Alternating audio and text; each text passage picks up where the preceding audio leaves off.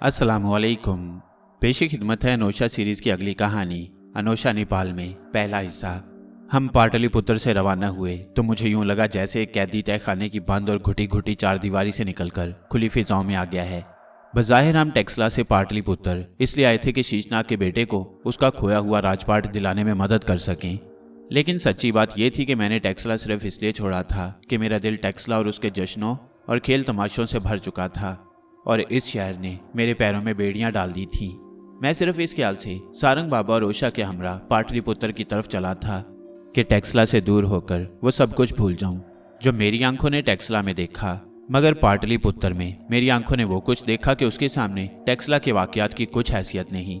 टेक्सला में तो मैंने सिर्फ बेटे के हाथों बाप का कत्ल देखा। वहां मेरे सौतेले भाई ने मेरे बाप का सर काटकर चंद्रगुप्त को तोहफे के तौर पर पेश किया, मगर पाटलिपुत्र में बेटे के हाथों बाप के कत्ल के अलावा भाई के हाथों भाई को मौत के घाट उतरते देखकर मैं अपने सौतेले भाई को भूल गया। पाटलिपुत्र से निकल आने के बाद मैं अपनी तबीयत में एक अजीब सा सुकून महसूस कर रहा था। ये इत्मीनान अपनी जगह था कि हमने शीशनाग के बेटे को उसका हक वापस दिलाने में कुछ ना कुछ इमदाद की। शायद सारंग बाबा और ओशा के जज्बात भी कुछ ऐसे ही थे। सारंग बाबा अब नेपाल के रास्ते होते हुए कश्मीर वापस जाना चाहते थे।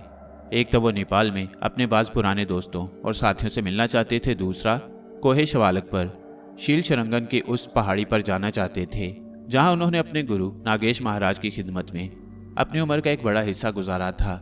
रही ओशा तो वो बेचारी वैसे ही हमारे साथ नत्थी हो चुकी थी। सारंग बाबा और अनोशा के साथ ने उसे पौरस के दरबार की नामवर रकासा से एक जोगन बना दिया था। हम पाटलिपुत्र से चले और तराई के इलाके में सफर करते हुए अनोमा नदी के किनारे पहुंचे। ये वो नदी थी जहां पहुंचकर कपिल वस्तव के राजकुमार साक्यामणि गौतम ने अपना शाही लिबास उतार दिया था और राजमहल की ऐश भरी जिंदगी को ठुकराकर सन्यासी बन गया था। इसी अनोमा नदी के किनारे एक कुटिया में सारंग बाबा की मुलाकात अपने एक पुराने दोस्त और साथी जगमोहन से हुई, जो आसपास के इलाके में जगमोहन ऋषि के नाम से मशहूर था। दूर दूर से लोग इलाज के लिए उसके पास आते और कहा जाता था कि जगमोहन ऋषि किसी मरते हुए शख्स के चेहरे पर एक फूंक भी मार दे तो वो उसी वक्त भला चंगा हो जाता। चलने फिरने से लाचार मरीज अपने रिश्तेदारों के कंधों पर उसकी कुटिया में आते और अपने पैरों चलकर वापस जाते।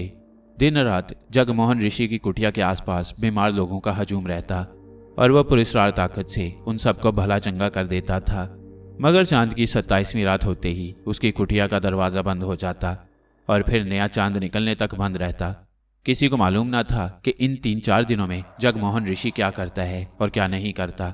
बाज लोगों का कहना था कि वो इन दिनों में कुटिया के अंदर बंद होकर कोई जाप वगैरह करता है जिससे उसकी पुरस्कार ताकत कायम रहती है, बल्कि पहले से बढ़ जाती है। कई लोग ये ख्याल करते कि इन दिनों में जगमोहन ऋषि पुरस्कार तौर पर अपनी कुटिया से निकलकर शिवालक की पहाड़ियों में पहुंच जाता है और वहां 3-4 दिन गुजार कर फिर उसी तरह पोशीदा तौर पर कुटिया में वापस आता है। असल हकीकत क्या थी ये तो जगमोहन ऋषि ही जानता था। लोग तो सिर्फ इतना जानते थे कि शाम को आसमान पर नया चांद नजर आने के साथ जब उसकी कुटिया का दरवाज़ा खुलता तो उसका चेहरा कुंदन की तरह दमकता नजर आता। हम जगमोहन ऋषि के पास पहुंचे तो चांद की 26 तारीख थी। दिन ढल चुका था और कोई 1.5 पहर दिन बाकी था। वो बीमारों में घिरा हुआ था, मगर सारंग बाबा को देखते ही छलांग लगाकर आया और उनसे लिपट गया। फिर बड़े जोश से कहने लगा, ये मैं कोई सपना देख रहा हूँ या सचमुच सारंग बाबा मुझे अपने दर्शन देने चले आए हैं? सारंग बाबा ने मुस्कुराते हुए जवाब दिया, तुम कोई सपना नहीं देख रहे, तुम्हारा पुराना दोस्त सारंग बाबा तुम्हारी खिदमत में हाजिर हुआ है। और फिर सारंग बाबा ने मेरी और ओशा की तरफ इशारा करते हुए कहा, और ये मेरे बच्चे अनोशा और ओशा हैं। जगमोहन ने एक नज़र मुझे और ओशा को देखा और फिर उसकी नज़रें मेरे गले से झूलते हुए शानी पर जमकर रह गईं। चंद लम्हों तक वह घूर घूर कर शानी को देखता रहा और फिर कहने लगा, सारंग बाबा ये शानी है मेरे दोस्त। सारंग बाबा ने कहा, अनोशा का भाई शामी, क्या ये वही सांप नहीं है जो पत्थर पर मुंह मारे तो वो रेजा रेजा हो जाता है? हाँ, ये वही है, सारंग बाबा बोले, बल्कि इसमें कुछ सिफतें और भी हैं। जगमोहन ने और कुछ नहीं कहा और खामोशी के साथ हमें अपनी कुटिया में ले गया। कुटिया के एक कोने में हिरन की खाल बिछी हुई थी। उसने सारंग बाबा और हमें उस पर बैठने का इशारा किया और खुद बाहर चला गया जहां मरीज उसका इंतजार कर रहे थे। सूरज डूब रहा था कि जगमोहन मरीजों को भुगताने के बाद कुटिया में आया और दरवाज़ा बंद करके सारंग बाबा से कहने लगा, सारंग जी, आपसे मिलकर मुझे इतनी खुशी हुई है कि बयान नहीं कर सकता। मगर दुख इस बात का है कि आप ऐसे वक्त आए हैं जब इस कुटिया में कुछ और मेहमान आने वाले हैं। मौत टल सकती है मगर उन मेहमानों का आना नहीं टल सकता। मैं अपने पुराने दोस्त और साथी सारंग बाबा और उनके बच्चों अनोशा और ओशा को टाल सकता हूँ, लेकिन उनको नहीं टाल सकता। वो हर महीने की 27वीं रात को आते हैं और फिर चांद की पहली रात तक यहाँ वो कुछ होता है जिसे मैं बयान नहीं कर सकता। सारंग बाबा ने कहा, अगर तुम कहो तो हम यहाँ से चले जाते हैं, जब तुम फारिग होगे तो फिर आ जाएंगे। ये नहीं हो सकता, जगमोहन ने कहा। मैं किसी मजबूरी की वजह से आपकी खिदमत ना कर सकूं, ये दूसरी बात है, लेकिन ये नहीं हो सकता कि आपको इस कुटिया से निकाल दूं। आपसे पहले इन दिनों में इस कुटिया के अंदर और कोई नहीं ठहरा, ना आपके बाद ही कोई और ठहरेगा। अच्छा है, इन दिनों में आप अपनी आंखों से जगमोहन की जिंदगी की अंधेरी रातों का तमाशा भी देख लें। बस इतना कहूंगा कि अपने शानी को काबू में रखें, और अगर आपके पास कोई और सांप भी हो तो उसे भी काबू में रखें।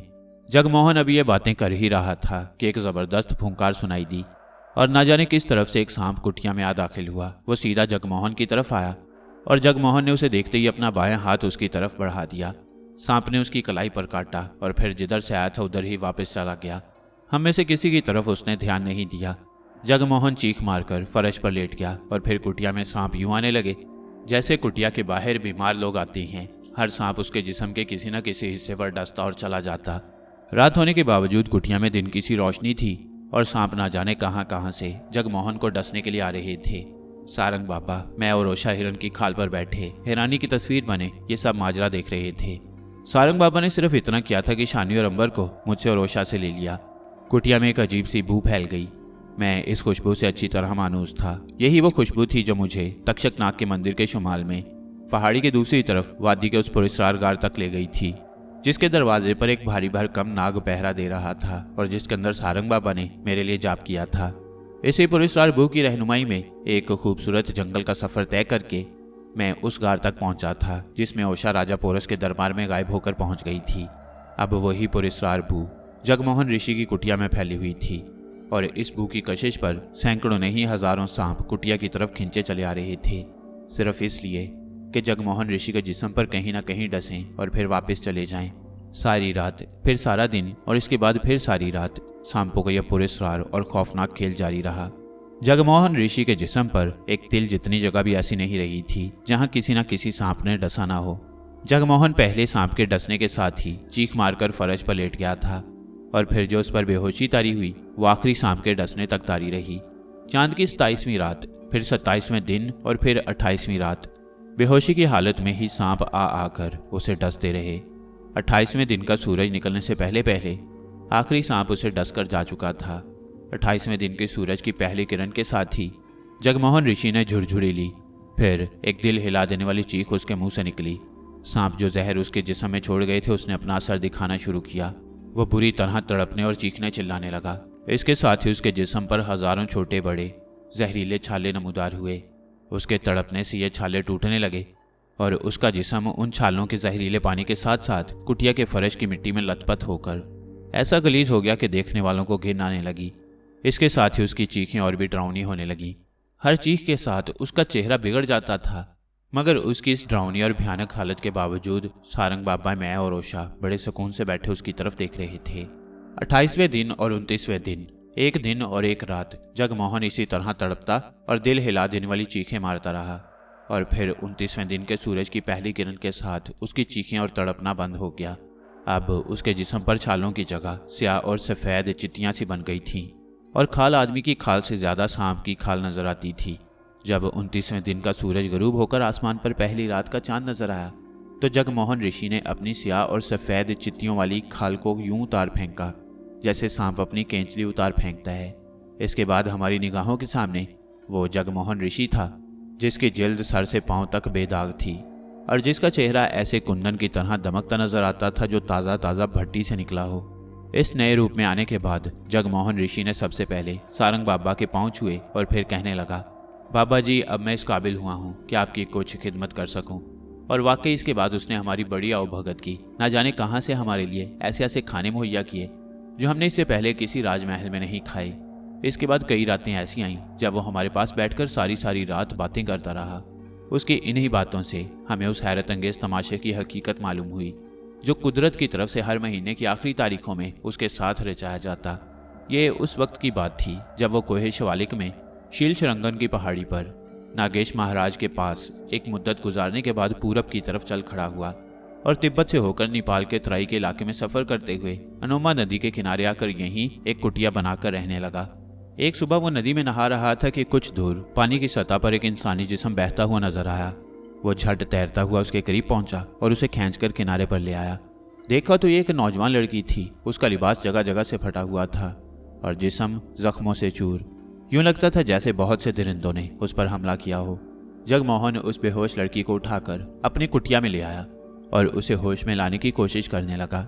थोड़ी देर बाद लड़की को होश आ गया। उसने अपनी आंखें खोलकर सहमी सहमी निगाहों से इधर उधर देखा तो जगमोहन ने प्यार से उसके सर पर हाथ फेरते हुए कहा, फिक्र ना करो बेटी, तुम यहाँ हर तरह से महफूज हो। ये बताओ कि तुम कौन हो और तुम्हारे साथ क्या माजरा पेश आया। लड़की ने एक आह भरी और फिर आहों और सिसकियों के दरमियान अपनी दास्तान सुनाई। वो एक पहाड़ी कबीले के सरदार की इकलौती बेटी थी और पुष्पा उसका नाम था। बहुत से नौजवान उसके साथ शादी करना चाहते थे, मगर वो खुद पड़ोसी कबीले के एक नौजवान सूरज से शादी करने की ख्वाहिशमंद थी। रिवाज के मुताबिक सरदार ने पुष्पा की शादी के लिए स्वयंवर रचाया। स्वयंवर में बहुत से नौजवान शामिल हुए, जिनमें सूरज भी था।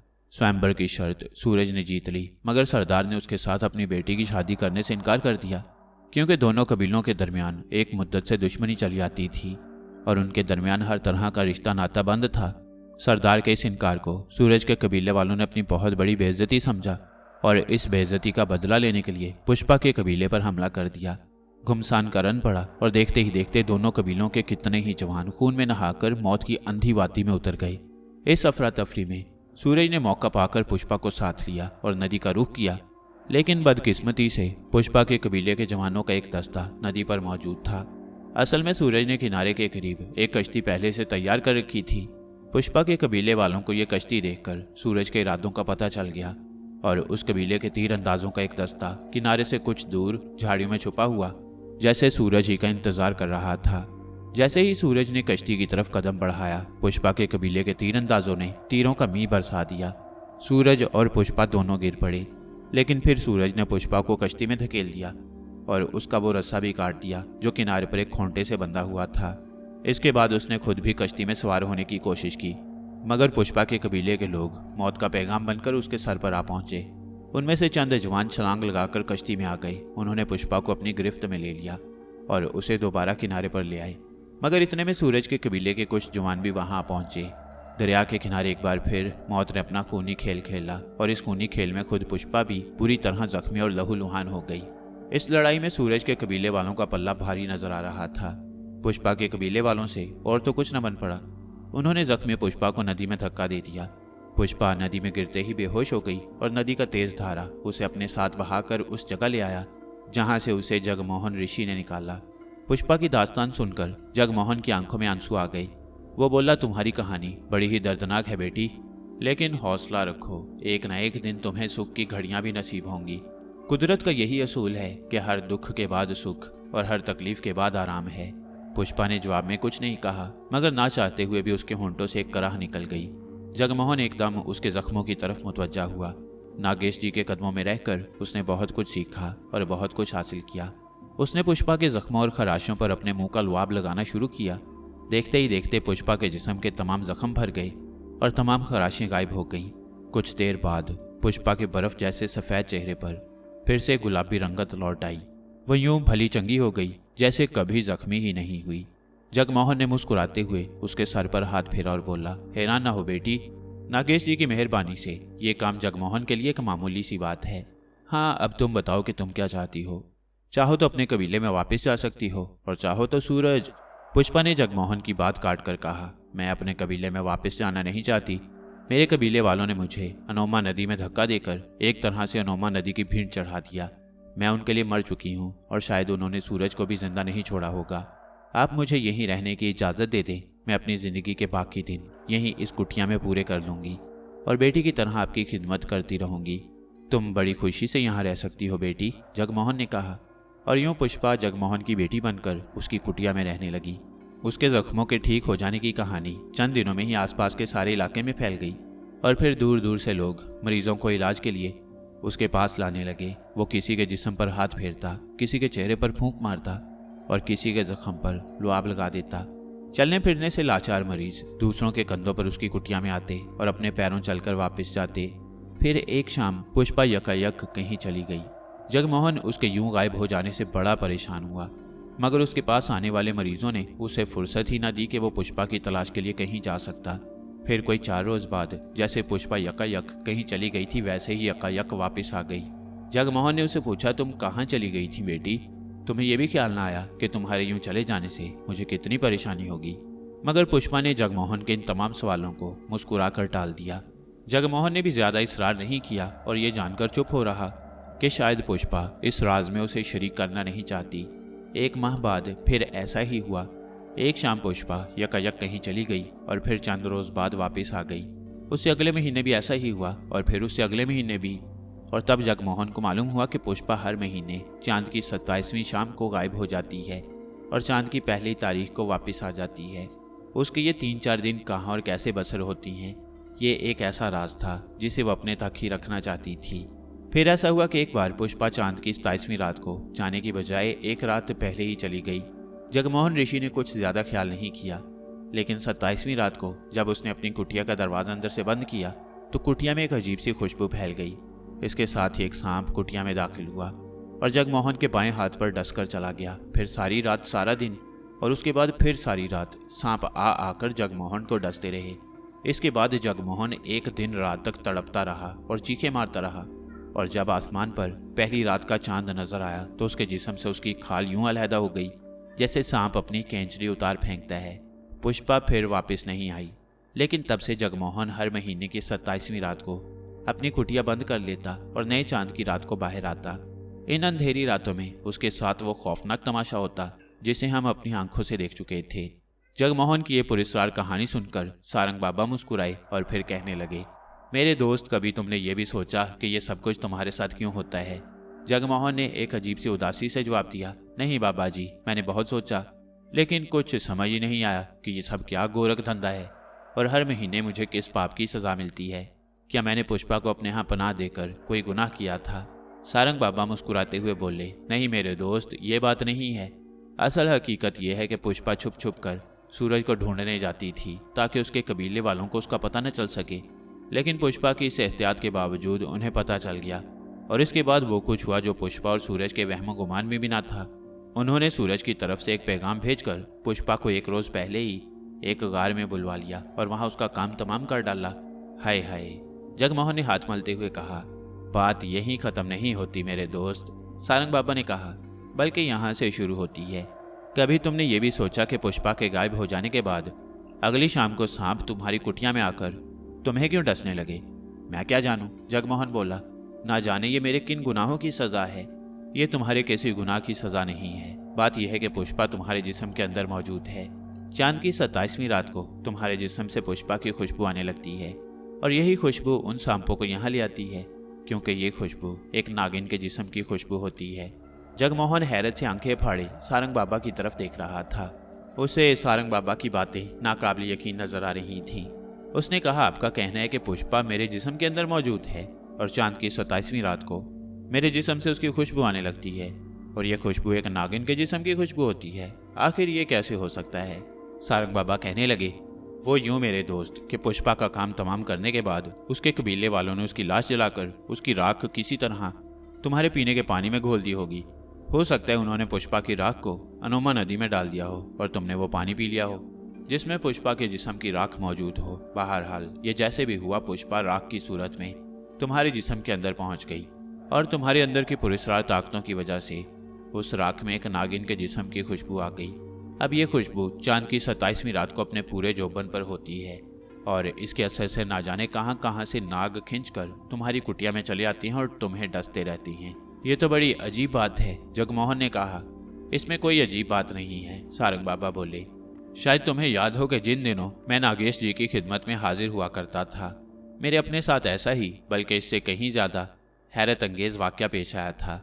उन दिनों वहां कुछ लोग ऐसे आ गए थे जो अपनी शरारतों से नागेश जी की इबादत में गड़बड़ डालने की कोशिश करते। नागेश जी को खुश करने की खातिर मैंने उनसे कई लड़ाइयां लड़ी और कई बार उन्हें मार भगाया। फिर एक मुकाबले में उन्होंने मुझे जान से मार डाला और मेरी लाश जलाकर उसकी राख पानी में घोली और नागेश जी के पालतू हिरन को पिला दिया। फिर ये हुआ कि नागेश जी ने अपने इल्म के जोर से मालूम कर लिया कि मैं उनके पालतू हिरन के पेट में हूँ। उन्होंने फौरन मुर्दों को जिंदा करने वाला मंत्र पढ़ा तो मैं हिरन के पेट में जिंदा होकर बोल पड़ा और नागेश जी ने हिरन का पेट चाक करके मुझे बाहर निकाल लिया। तुम चाहो तो पुष्पा भी इसी तरह दोबारा जिंदा होकर तुम्हारे सामने आ सकती है।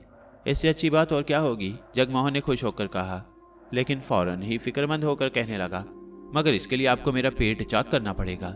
शायद इसकी जरूरत पेश ना आए, सारंग बाबा ने कहा। तुम्हारे अंदर की पुरस्कार ताकतों ने पुष्पा की राख की खुशबू को एक नागिन के जिस्म की खुशबू में बदल दिया है। इसलिए मुमकिन है कि जब पुष्पा को दोबारा जिंदगी मिले तो वो लड़की के रूप में ना हो, नागिन के रूप में हो।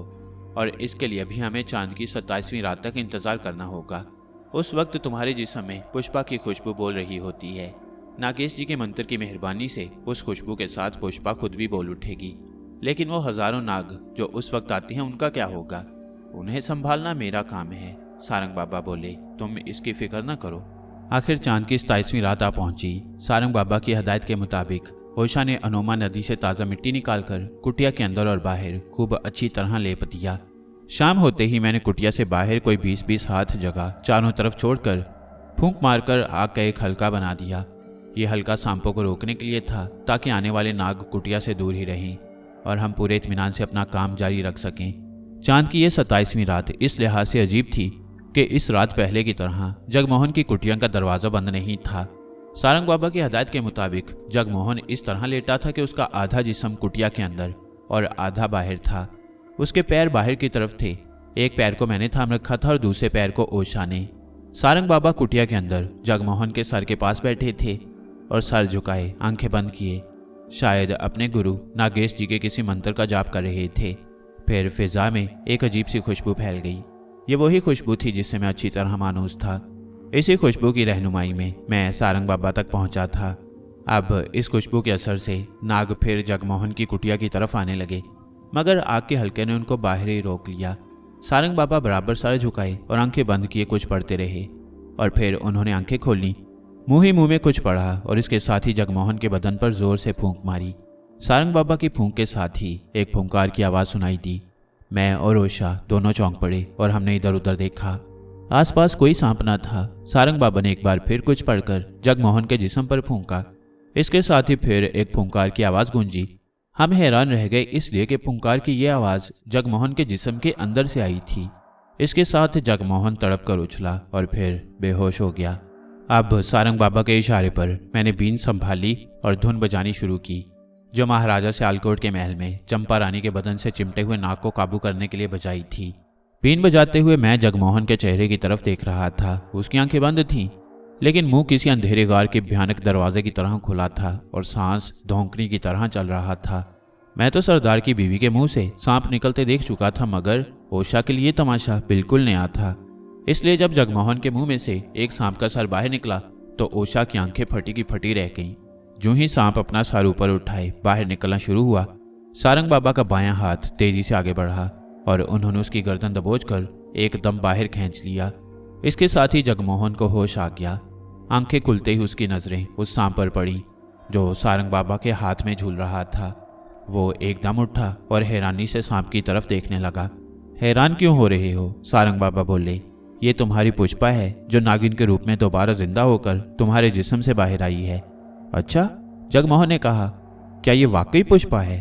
पूछ लो, सारंग बाबा मुस्कुराते हुए बोले। जगमोहन ने नागिन से कहा, पुष्पा बेटी, क्या ये सचमुच तुम ही हो? और सारंग बाबा के हाथ में झूलती हुई नागिन ने यूं अपना सर हिलाया जैसे उसने जगमोहन की बात का जवाब हाँ में दिया हो। इसके साथ ही उसने एक पुंकार मारी जिसमें गुस्से या गजब का नहीं, मोहब्बत का इजहार था। अब तुम क्या चाहती हो बेटी? सारंग बाबा ने नागिन से पूछा। मैं अपने कबीले में वापस जाना चाहती हूँ। जाओ, सारंग बाबा ने कहा और उसे छोड़ दिया। सारंग बाबा के हाथ से छूटते ही वो बाहर की तरफ बढ़ी और जब आग के हल्के के पास पहुंची तो उसने मुड़कर हमारी तरफ देखा। मैंने वहीं खड़े खड़े फूंक मारी। आग का हल्का गायब हो गया और पुष्पा उन सांपों में जा शामिल हुई जो वहां उसकी खातिर आए थे। उनके दरमियान पहुंचते ही पुष्पा ने इस तरह फुंकार मारी जैसे कोई हुक्म दे रही हो। फिर वो एक तरफ को बढ़ी और सारे सांप उसके हुक्म की तामील में उसके पीछे पीछे हो लिए। जरा देर बाद वहां एक सांप भी ना रहा। ये सब क्या है बाबा जी? जगमोहन ने हैरान होकर कहा। कुछ नहीं मेरे दोस्त, सारंग बाबा ने कहा। पुष्पा बेटी अपने कबीले में वापस गई है। अपने कबीले में वापस गई? जगमोहन और भी हैरान हो गया। मगर जब वो यहाँ आई थी तो उसने वापस अपने कबीले में जाने से इनकार कर दिया था। उस वक्त बात और थी, अब बात और है, सारंग बाबा बोले। उस वक्त वो एक लड़की के रूप में थी और अब नागिन के रूप में। क्या अब वो नागिन के रूप में ही रहेगी? जगमोहन ने पूछा। क्या मैं पुष्पा बेटी को दोबारा उसके असल रूप में कभी ना देख सकूंगा? सारंग बाबा बोले, अभी इंतजार करो मेरे दोस्त और देखो कि तुम्हारी आंखें क्या क्या तमाशा देखती हैं। पुष्पा का ताल्लुक कोलिया कबीले से था और सूरज साकिया कबीले से था। साकिया वही कबीला था जिसके राजकुमार साकिया मणि गौतम बुद्ध ने जात पात और रस्म रिवाज के बंधनों में जकड़े हुए इंसानों को निजात की राह दिखाई। गौतम बुद्ध की मां रानी महामाया का ताल्लुक कोलिया कबीले से था। ये दोनों कबीले ऐसे थे जो पुराने जमाने से एक दूसरे के खून से होली खेलते आए थे। इनमें दोस्ती और सुलह के अहद भी हुए, लेकिन बहुत कम अरसे के लिए इनमें दोस्ती और सुलह बरकरार रही। वो हमेशा एक दूसरे के खून के प्यासे रहे। गौतम बुद्ध उस वक्त शहर शहर बस्ती बस्ती लोगों को सुलह और आतिशी का पैगाम देते फिर रहे थे। वो वैशाली में थे जब उन्हें यह खबर मिली कि दरिया के पानी की तकसीम के सवाल पर साकिया और कोलिया कबीले एक दूसरे से जंग करने पर तुले बैठे हैं। गौतम बुद्ध अपने काम को अधूरा छोड़कर फौरन वहां पहुंचे। दोनों कबीलों के समझदार लोगों को एक जगह इकट्ठा किया और उनसे पूछा, ऐ लोगों, ये बताओ कि जमीन ज्यादा कीमती है या इंसान की जान? दोनों कबीलों के लोगों ने जवाब दिया, ये भी कोई पूछने की बात है, इंसान की जान जमीन से ज्यादा कीमती है। इस पर गौतम बुद्ध ने कहा, तुमने ठीक कहा कि इंसान की जान जमीन से ज्यादा कीमती है। अब एक बात और बताओ, पानी ज्यादा कीमती है या इंसान की जान? लोगों ने जवाब दिया, ये भी कोई पूछने की बात है, इंसान की जान पानी से ज्यादा कीमती है। इस पर गौतम बुद्ध ने कहा, तुमने ठीक कहा कि इंसान की जान पानी से ज्यादा कीमती है। अब ये बताओ कि जब तुम खुद जानते और मानते हो कि इंसान की जान जमीन और पानी दोनों से ज्यादा कीमती है, तो फिर तुम जमीन और पानी की खातिर इंसानी जानें जाया करना क्यों चाहते हो? गौतम बुद्ध की इस बात का उन लोगों के पास कोई जवाब ना था। जंग टल गई और दोनों कबीलों के दरमियान सुलह हो गई। गौतम बुद्ध तो दोनों कबीलों के दरमियान सुलह कराने के बाद चले गए, मगर ये कबीले एक थोड़ी सी मुद्दत इस सुलह और दोस्ती पर कायम रहने के बाद फिर दुश्मनी की पुरानी डगर पर आ गए। तब से वो बराबर एक दूसरे के दुश्मन चले आ रहे थे और फिर किसी गौतम बुद्ध ने उनके दरमियान सुलह कराने की कोशिश नहीं की। पुष्पा और सूरज के मामले ने इस दुश्मनी के लिए जलती पर तेल का काम किया। पुष्पा के स्वयंवर के बाद जब साकिया कबीले ने कोलिया कबीले पर हमला करके अपनी बेइज्जती का बदला लेना चाहा, तो मुकाबले में दोनों तरफ के कई सौ जवान खेत रहे थे। फिर जब कोलिया कबीले को ये मालूम हुआ कि पुष्पा जागमोहन ऋषि की पनाह में पहुंच गई है और सूरज भी जिंदा बच निकला है, तो उन्होंने झगड़ा हमेशा के लिए चुका देने का फैसला कर लिया। फिर उन्होंने सूरज की तरफ से एक जाली पैगाम भेजकर पुष्पा को एक रोज पहले ही बुलवा लिया और जब पुष्पा आई तो उसे जान से मार देने के बाद उसकी लाश जला डाली और उसकी राख को अनुमा नदी में बहा दिया। फिर जब सूरज वहां पहुंचा तो उसका काम भी तमाम कर डाला। पुष्पा और सूरज का खात्मा करके कोलिया कबीले ने अपने ख्याल में यह झगड़ा हमेशा के लिए चुका दिया था, लेकिन उन्हें यह मालूम ना था कि सारंग बाबा की मेहरबानी से पुष्पा दोबारा एक नागिन के रूप में जिंदा हो जाएगी और ये नागिन अपने कबीले की तरफ यूं आएगी जैसे कोई बादशाह किसी किले पर धावा बोलता है। और उन्हें यह भी मालूम न था कि ये नागिन अकेली नहीं, नागों की एक फौज के साथ आएगी। पुष्पा नागिन के रूप में नागों की फौज के साथ अपने कबीले में पहुंची तो रात का पिछला पहर था। मर्द, औरतें, बच्चे बाले, बूढ़े और जवान गहरी नींद सोए हुए थे। पुष्पा उनको मौत की नींद में बदल लेना चाहती थी। उसके कबीले वालों ने जो कुछ उसके साथ किया, उसके नज़दीक उसकी सज़ा यही हो सकती थी। जिन लोगों ने उसे और सूरज को मौत के घाट उतारा, अब वो उन सब को मौत के अंधे कुएं में फेंक देना चाहती थी। वो नागों की फौज के साथ सबसे पहले अपने बाप की हवेली की तरफ बढ़ी, जिसने स्वयंवर रचाने के बावजूद पुष्पा की शादी सूरज से करने से इनकार कर दिया और उसी के हुक्म पर कबीले के दूसरे लोगों ने उसे और सूरज को मौत के घाट उतारा। मगर बाप के कमरे की दहलीज पर ही एक आवाज ने उसका रास्ता रोक लिया। पुष्पा, होश में आओ, वो तुम्हारा बाप है। पुष्पा रुक गई और उसने नजरें उठाकर सामने देखा। दरवाजे में उसकी माँ खड़ी थी, वो माँ जो उसे छोटी सी उम्र में छोड़कर इस दुनिया से चली गई थी। तुम क्या चाहती हो माँ? मैं चाहती हूँ कि तुम अपने बाप को माफ कर दो और वापस चली जाओ। और पुष्पा ने फुंकार की सूरत में जवाब दिया, मैं तुम्हारा कहना मानकर अपने बाप को माफ कर सकती हूँ, मगर इसके जुल्म की वजह से मैंने ही नहीं दूसरों ने भी दुख उठाए हैं। इसने सूरज को कत्ल कराया है और इसने मेरे साथ जो कुछ किया उसकी वजह से वो जगमोहन ऋषि हर महीने एक खौफनाक अजाब सहते रहे हैं, जिन्होंने मुझे अपने यहाँ पनाह दी। नहीं, मैं अपने बाप को जगमोहन ऋषि के पास ले जाऊंगी, वहाँ सारंग बाबा इसके साथ पूरा इंसाफ करेंगे। इसके जवाब में कोई आवाज़ ना आई। शायद पुष्पा की माँ को इस पर कोई एतराज़ ना था। पुष्पा ने नजरें उठाकर सामने देखा। दरवाजे में उसकी माँ मौजूद न थी। वो पलटकर नागों की उस फौज की तरफ गई जो उसके हुक्म के इंतजार में थी। उसने एक जोर की फुंकार मारी। इस फुंकार के जरिए उसने नागों को हुक्म दिया कि वो आगे बढ़कर उसके बाप को गिरफ्तार कर लें और फिर उसे जगमोहन ऋषि की कुटिया में ले चलें। पुष्पा का हुक्म पाते ही नाग फुंकारें मारते हुए कमरे में दाखिल हो गए। फुंकारों के शोर से पुष्पा के बाप की आंख खुली तो अपने सामने नागों की फौज देखकर वो बेहोश हो गया। नाग आगे बढ़कर उसे चिमट गई और फिर उसे यूं घसीटने लगे जैसे चूंटियां किसी भारी चीज को मिलजुल कर घसीटती हैं। नागों की फुंकार के शोर से हवेली के अंदर मौजूद तमाम लोग जाग उठे। कबीले के कई लोग भी भागे भागे हवेली की तरफ आए, मगर जब उन्होंने देखा कि हजारों नाग उनके बेहोश सरदार को चूंटियों की तरह घसीटते हुए ले जा रही हैं तो वो चीखें मारते हुए भाग गए। नए चांद की पहली रात थी जब पुष्पा और उसके नागों ने कोलिया कबीले के बेहोश सरदार को जगमोहन ऋषि की कुटिया के सामने लाकर डाला। पुष्पा उनके साथ थी। नाग बेहोश सरदार को कुटिया के सामने डालकर एक तरफ हट गई तो पुष्पा ने फुंकार मारी जैसे उन्हें वापस जाने के लिए कह रही हो। उसकी फुंकार के जवाब में तमाम नागों ने सर झुकाकर पुष्पा को सलाम किया और फिर वहां से चले गए। उनके जाने के बाद पुष्पा सारंग बाबा से फुंकार की जुबान में कहने लगी, बाबा जी, अपनी माँ का कहना मानकर मैं मुजरिम को आपके सामने ले आई हूँ। अब इसके साथ इंसाफ करना आपका काम है। सारंग बाबा कहने लगे, तुमने अच्छा किया कि अपनी माँ का कहना मान लिया और इसे यहाँ ले आई।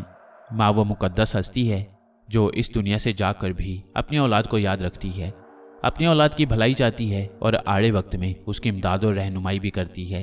तुम्हारी माँ ने अपना फ़र्ज़ अदा कर दिया, तुम भी अपना फ़र्ज़ अदा कर चुकी और अब हम अपना फ़र्ज़ अदा करेंगे।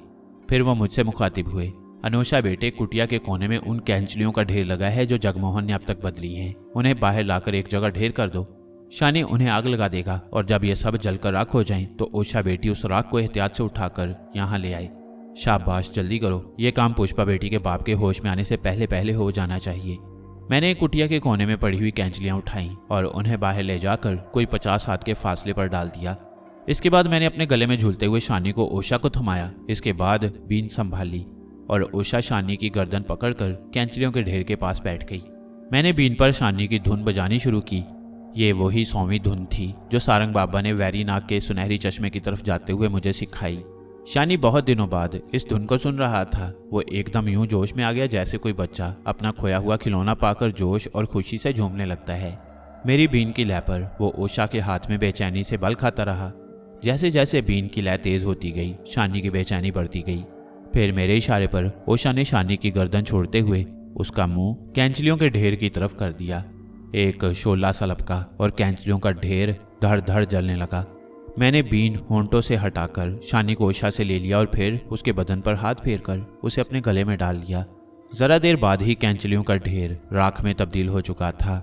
जब राख ठंडी हो गई तो ओशा ने उस राख को समेटा और सारंग बाबा के पास ले गई। बाबा ने उसे एक गड्ढे में डलवा दिया जो उनकी हदायत के मुताबिक जगमोहन ऋषि ने जरा देर पहले खोदा था। ये गड्ढा कुटिया के दरवाजे से चंद कदम के फासले पर था और कोई 5 हाथ लंबा, 4 हाथ चौड़ा और 3 हाथ गहरा था। ओशा ने गड्ढे में उतरकर राख को खूब अच्छी तरह उसकी तह में फैला दिया। वो इस काम से फारिग होकर बाहर आई तो सारंग बाबा पुष्पा के बाप की तरफ देख रहे थे जो आहिस्ता आहिस्ता होश में आ रहा था। रात हो चुकी थी मगर जगमोहन की कुटिया और उसके इर्द गिर्द दिन के उजाले की सी रोशनी फैली हुई थी। ये कोई नई बात न थी। सारंग बाबा के साथ मैं रात के अंधेरे में दिन के से उजाले का ये समा ना जाने कितनी बार देख चुका था। पुष्पा का बाप होश में आया तो सबसे पहले उसकी नजरें पुष्पा पर पड़ी जो उससे चंद कदम के फासले पर कुंडली मारे बैठी थी। हवेली का वो मंजर उसकी निगाहों में घूम गया जब उसने नागों की एक फौज को अपनी तरफ बढ़ते हुए देखा। एक हल्की सी चीख उसके मुंह से निकली। वो उठ बैठा और फटी फटी आंखों से अपने चारों तरफ देखने लगा। मैं कहाँ हूँ? तुम कौन हो? सारंग बाबा ने कहा, घबराओ नहीं कोलिया सरदार, तुम जगमोहन ऋषि की कुटिया में हो। हम तीनों सारंग, अनोशा और ओशा जगमोहन के मेहमान हैं और ये नागिन जो तुम अपने सामने देख रहे हो तुम्हारी अपनी बेटी पुष्पा है, जिसके साथ तुमने वो सब कुछ किया है जो कोई बाप किसी बेटी से नहीं करता। तुमने अपनी झूठी आन की खातिर पुष्पा और सूरज ही का नहीं, कोलिया और साकिया कबीले के सैकड़ों जवानों का खून अपनी गर्दन पर लिया। तुम्हारी इस हरकत की वजह से जगमोहन हर महीने के आखिरी दिनों में एक दर्दनाक अजाब से दो चार होते रहे। कुदरत की मेहरबानी से उनके इस अजाब का खात्मा हुआ और इसके साथ ही तुम्हारी बेटी को एक नई जिंदगी मिली, मगर एक नागिन के रूप में। वो तुमसे तुम्हारे जुल्म का बदला लेना चाहती थी, लेकिन दुआ दो पुष्पा की माँ को कि उसने पुष्पा को ऐसा नहीं करने दिया। वह तुम्हें डसने की बजाय यहाँ ले आई ताकि तुम्हारे साथ इंसाफ हो सके।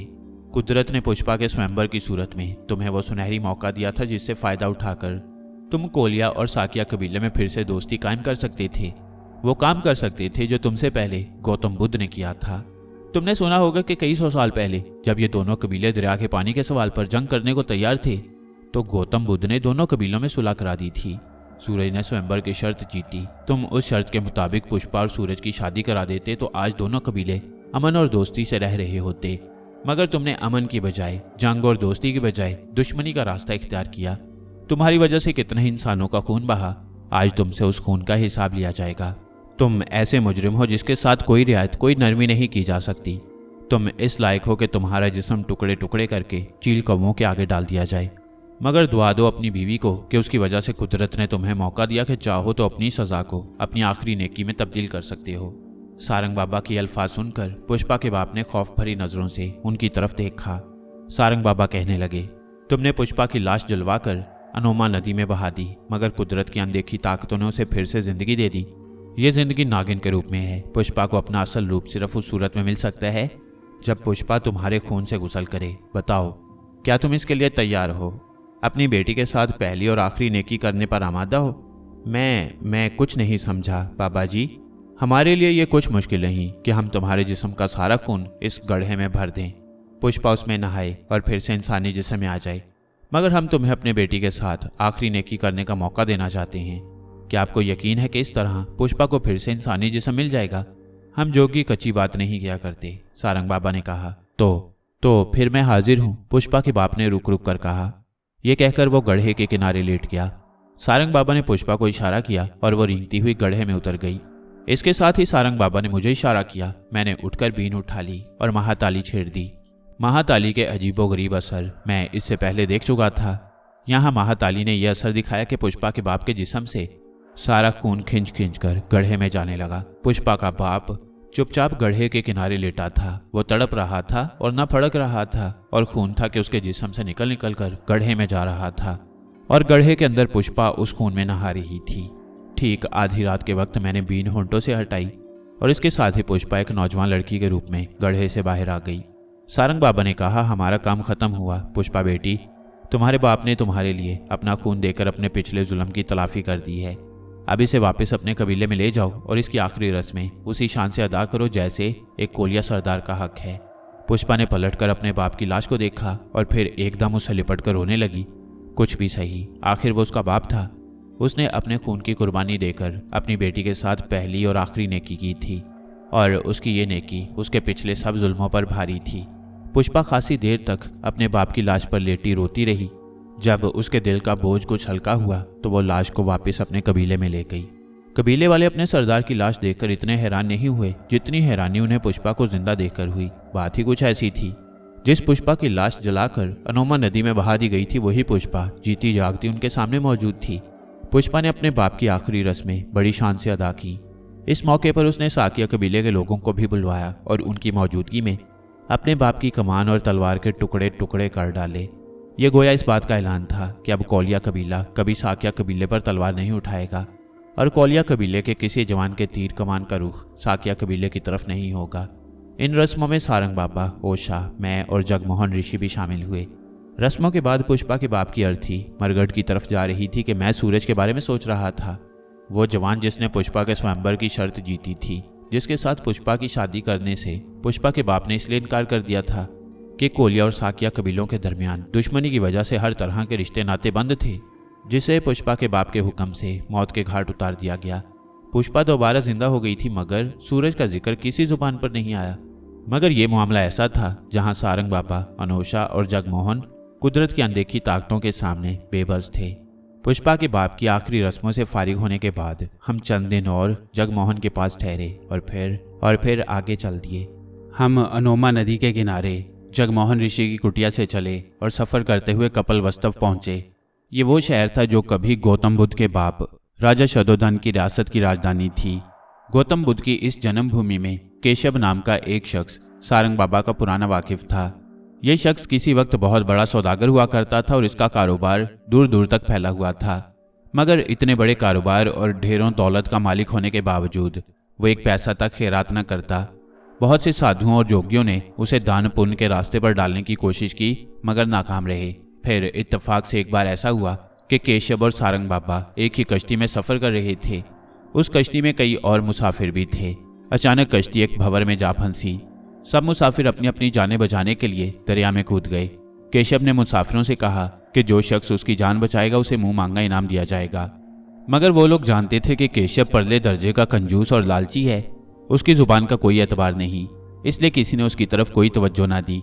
आखिर सारंग बाबा ने उसकी जान बचाई और फिर उसे जताया कि तुम्हारी दौलत इस दुनिया में तुम्हारे काम ना आई तो अगली दुनिया में क्या काम आएगी। और वो केशव जो अब तक साधुओं और जोगियों की बातों में ना आया था, सारंग बाबा की एक ही बात ने उसकी काया पलट दी। कपिलवस्तु पहुंचकर उसने गरीबों और मोहताजों की इमदाद के लिए अपनी थैलियों के मुंह खोल दिए। इसके साथ ही उसने मुसाफिरों के लिए एक बहुत बड़ी सराय बनवाई। इस सराय में काम करने वाले लोगों का सारा खर्च केशव ने अपने जिम्मे ले रखा था। अब दिन रात उसकी सखावत और दरिया दिली के गुण गाते थे। केशव की यह सराय बहुत वसी थी और इसमें कई सौ मुसाफिर ठहर सकते थे। सराय के साथ ही केशव का आलीशान मकान था, जो खूबसूरती और सजावट में किसी राजा से कम न था। इस मकान के पिछवाड़े एक खूबसूरत बाग था। सराय में मुसाफिरों की खिदमत के लिए 20 नौकर चाकर थे और मकान के पिछवाड़े बाग की देखभाल के लिए कई दर्जन माली रखे गए। मगर केशव अपने मकान में सिर्फ एक नौकर के साथ रहता था। उसकी कोई औलाद न थी, बीवी मुद्दत हुई मर चुकी थी और उसके बाद उसने दूसरी शादी नहीं की। हम सीधे केशव की सराय में पहुंचे। सराय के नौकरों ने फौरन हमें एक साफ सुथरे कमरे में ठहराया और केशव को हमारे आने की खबर की। मेरा अपना ख्याल ये था कि सारंग बाबा के आने की खबर सुनकर केशव भागा भागा आएगा और हमें सराय से अपने मकान में ले जाएगा। मगर हुआ ये कि केशव की बजाय उसका नौकर, जिसका रंग तवे की तरह से और आंखें अंगारों की तरह सुर्ख थी, आया और बड़े रूखे फीके अंदाज में कहा, मेरे मालिक को आपके आने से बड़ी खुशी हुई है, मगर अफसोस है कि बीमारी की वजह से वो खुद आपके पास नहीं आ सकते। कोई बात नहीं, सारंग बाबा ने बेपरवाही से कहा, मेरे मालिक बीमारी की वजह से बाहर बहुत कम निकलते हैं। नौकर ने अपनी बात जारी रखी, मैं ही उन्हें थोड़ा बहुत बाग में टहला लेता हूँ, उनके लिए खाना वगैरह भी मैं ही पकाता हूँ। बल्कि सच पूछिए तो वो मेरे सिवा और किसी के हाथ का पका हुआ खाते ही नहीं। बड़ी अच्छी बात है, सारंग बाबा ने कहा, आप जब तक जी चाहे यहाँ रहें। नौकर ने अपनी बात जारी रखी, आपको किसी बात की तकलीफ नहीं होगी और सराय के नौकर आपकी हर ज़रूरत का इस तरह ख्याल रखेंगे जैसे वो आपके घर के नौकर हैं। तुम्हारा नाम क्या है? सारंग बाबा ने सवाल किया। मुझे सेवा कहते हैं, नौकर ने जवाब दिया। बड़ा अच्छा नाम है, सारंग बाबा मुस्कुराते हुए बोले, और मुझे उम्मीद है कि तुम अपने नाम की लाज रखते हुए अपने मालिक की सेवा करते होगे। हमें तुम्हारे मालिक की बीमारी का सुनकर दुख तो बहुत हुआ है, मगर हम उन्हें इस बीमारी में कोई और तकलीफ देना नहीं चाहते। तुम उन्हें हमारी तरफ से एक बार फिर सलाम कह देना और यह भी कह देना वह बीमारी से ज़्यादा परेशान ना हो। कुदरत के हर काम में कोई ना कोई बेहतरी होती है। सारंग बाबा के अल्फाज सुनकर सेवा ने चौंक कर उनकी तरफ देखा। शायद वह समझने की कोशिश कर रहा था कि सारंग बाबा ने इन अल्फाज के जरिए एक सीधी सादी बात कही है या उनके पीछे कोई खास मतलब छुपा हुआ है। मगर उसने जुबान से कुछ नहीं कहा। जरा सा झुककर सारंग बाबा को सलाम किया और फिर एक उचटती हुई नज़र मुझ पर और ओशा पर डालता हुआ वापस चला गया। सेवा के जाने के बाद सारंग बाबा कुछ देर खामोश रहे, फिर कहने लगे, हमें ख्याल भी नहीं हो सकता था कि हमारा दोस्त इस हाल में होगा। इतना कहकर सारंग बाबा फिर खामोश हो गए। साफ मालूम होता था कि वो अपने दोस्त केशव के बारे में बहुत फिक्रमंद हैं। वो दिन तो हमने जैसे तैसे गुजारा, मगर अगले दिन शाम के करीब सारंग बाबा हमें साथ लेकर सराय से निकले और उस बाग की सैर को चल दिए जो केशव के आलीशान मकान के पिछवाड़े था और जिसकी देखभाल के लिए दर्जनों माली मुकर्रर थे। उस बाग में हमने एक अजीब तमाशा ये देखा कि सेवा एक कुत्ते को बाग में टहलाता फिर रहा है। कुत्ता खासी उम्र का मालूम होता था और उसकी रफ्तार भी बहुत सुस्त थी। यूं लगता था जैसे वो एक एक कदम बड़ी कोशिश से उठा रहा हो। हर 2-4 कदम चलने के बाद वो रहम तलब नजरों से सेवा की तरफ देखता, मगर सेवा की अंगारों जैसी लाल लाल आंखों को देखकर फिर सर झुकाकर कदम उठाने लगता। हम सेवा को देखते ही एक घने कुंज में हो गए थे। जब तक सेवा बाग में कुत्ते को टहलाता रहा, हम उस कुंज में खड़े रहे और जब वो कुत्ते को वापस मकान में ले गया तो उस कुंज से निकले और वापस सराय में आ गए। सराय में आकर सारंग बाबा ने मुझसे या उषा से कोई बात नहीं की। वो किसी गहरी सोच में थे। मैंने आज तक उन्हें इतना फिक्रमंद नहीं देखा। सारी रात उन्होंने इसी परेशानी में गुजारी। शाम से सुबह तक वो अपने कमरे की दीवार से पीठ लगाए और पांव पिसारे कुछ सोचते रहे। सुबह हुई तो सारंग बाबा ने सराय के एक नौकर के हाथ केशव को पैगाम भिजवाया कि तुमसे चंद ज़रूरी बातें करनी हैं, या तो तुम खुद सराय में आने की तकलीफ करो या हम आ जाते हैं। इस पैगाम के जवाब में सेवा सराय के नौकर के साथ ही चला आया और सारंग बाबा से कहने लगा, मैंने कल आपसे अर्ज किया था कि मेरे मालिक बीमारी की वजह से बहुत कम बाहर निकलते हैं। सारंग बाबा ने मुस्कुराते हुए कहा, हाँ तुमने बताया तो था, मगर हमें यह बताना याद नहीं रहा था कि हम इतनी दूर से कपिलवस्तु सिर्फ तुम्हारे मालिक से मिलने आए हैं और ये बात किसी तरह मुनासिब नहीं कि हम उनसे मिले बगैर चले जाएं। सेवा ये सुनकर सोच में पड़ गया, फिर कहने लगा, बहुत अच्छा, आप दोपहर के वक्त आ जाइएगा। ये कहकर वह चला गया। सारंग बाबा फिर खामोश हो गए। मैं सेवा की बात करने के अंदाज पर गौर करता रहा। यूं मालूम होता था जैसे उस बात का फैसला करना केशव का नहीं उसके नौकर सेवा का काम है कि केशव को किससे मिलना चाहिए और किससे नहीं। दोपहर के वक्त हम केशव के मकान पर पहुंचे। बड़े दरवाजे पर सेवा हमारा इंतजार कर रहा था। वो सीधा हमें मेहमानों के कमरे में ले गया और फिर ये कहकर चला गया कि आप यहाँ तशरीफ रखें, मालिक थोड़ी देर में आते हैं। हम कुर्सियों पर बैठ गए और इर्द गिर्द का जायजा लेने लगे। कमरे में से ऐसी बू आ रही थी जैसे उसको मुद्दतों बाद खोला गया हो। खासी देर बाद केशव कमरे में आया, लेकिन सेवा के साथ नहीं, अकेला ही। एक हाथ में उसने लाठी थाम रखी थी और दूसरे हाथ में कुत्ते के पट्टे से बंधी हुई एक जंजीर का सिरा था। वो लड़खड़ाता हुआ कमरे में दाखिल हुआ। कुत्ता उसके आगे या पीछे नहीं बल्कि उसके कदमों के साथ कदम मिलाता हुआ उसके साथ चल रहा था। केशव की रंगत हल्दी की तरह जर्द थी और उसकी लड़खड़ाहट से यूं मालूम होता था जैसे वो अब गिरा कि अब गिरा।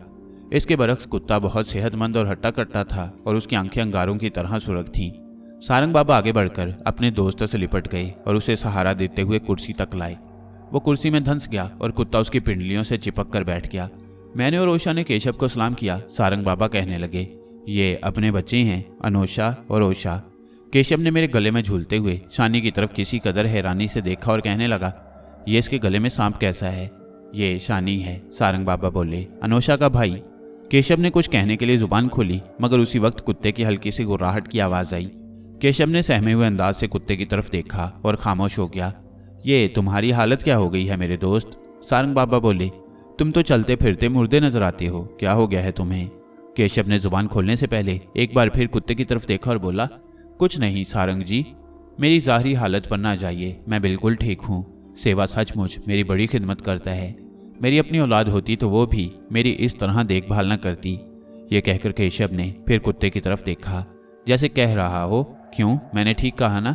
सारंग बाबा कहने लगे, ये तो बड़ी खुशी की बात है मेरे दोस्त कि तुम्हें सेवा जैसा नौकर मिला, मगर आदमी आखिर आदमी है, काम करते करते थक जाता है। तुमने सराय में इतने आदमी रखे हुए हैं, बाग की देखभाल के लिए दर्जनों माली रख छोड़े हैं, फिर अपनी खिदमत के लिए 2-4 आदमी और क्यों नहीं रख लेते? इस तरह सेवा का बोझ हल्का होगा, तुम्हें भी ज्यादा आराम मिलेगा और सेवा को भी। केशव ने एक बार फिर कुत्ते की तरफ देखा और फिर कहने लगा, आप सेवा को नहीं जानते, वो तो थकना जानता ही नहीं। वो जिस लगन और मेहनत से मेरी सेवा करता है और कोई नहीं कर सकता। मैं तो ये कहूँगा कि 100 नौकर मिलकर भी सेवा का मुकाबला नहीं कर सकते। सेवा सचमुच सेवा है, उसका कोई जवाब नहीं। ये कहकर केशव ने फिर कुत्ते की तरफ देखा जैसे कहना चाहता हो, क्यों, मैंने ठीक कहा ना? और कुत्ता खुश होकर केशव के पांव चाटने लगा। सराय में वापस आकर सारंग बाबा ने मुझसे पूछा, अनोशा बेटे, तुमने कुछ देखा, कुछ महसूस किया? मैंने जवाब में कहा, बाबा जी, कल जब शाम को हम बाग में गए थे और सेवा उस कुत्ते को लेकर बाग में निकला था तो कुत्ता एक एक कदम बड़ी मुश्किल से उठा रहा था और 2-4 कदम चलने के बाद रहम तलब निगाहों से सेवा की तरफ देखता, मगर सेवा की अंगारों जैसी लाल लाल आंखें देखकर फिर सर झुकाकर कदम उठाने लगता। लेकिन आज जो कुत्ता केशव के साथ था वो देखने में तो कल वाले कुत्ते ही की तरह था, मगर था बहुत सेहतमंद और हट्टा कट्टा, और उसकी आंखें भी अंगारों की तरह सुर्ख थीं। जानते हो इसका क्या मतलब है? मतलब तो मैं कुछ नहीं समझा बाबा जी। मैं बताता हूँ, सारंग बाबा बोले। इसका मतलब यह है कि कल जो कुत्ता तुमने देखा था वो हमारा दोस्त केशव था और आज जो कुत्ता तुमने देखा वो केशव का नौकर सेवा था। क्या? मैंने हैरानी से कहा। ओशा भी हैरत भरी निगाहों से सारंग बाबा की तरफ देखने लगी। उसकी जुबान से निकला, ये कैसे हो सकता है? यहाँ बहुत कुछ हो सकता है ओशा बेटी, और अभी तो तुमने सिर्फ इतना कुछ ही देखा है, आगे ना जाने क्या कुछ देखोगी। फिर सारंग बाबा मुझसे कहने लगे, तुमने देखा नहीं अनोशा बेटे कि हमारा दोस्त बात करने से पहले कुत्ते की तरफ देखता था, बात करके फिर कुत्ते की तरफ देखता और बात करते करते कुत्ते की उर्राहट सुनकर खामोश हो जाता। हाँ बाबा जी, मैंने कहा। यूं लगा जैसे केशव जी कुत्ते से इजाजत लेकर ही जुबान खोलते हैं। हाँ बेटे, सारंग बाबा बोले, ऐसा मालूम होता है कि उस सेवा की सूरत में हमारे दोस्त पर कोई बला सवार हो गई है जिसने उसे अपनी गिरफ्त में ले रखा है। ये बला कभी केशव को कुत्ता बना देती है और कभी खुद कुत्ता बन जाती है।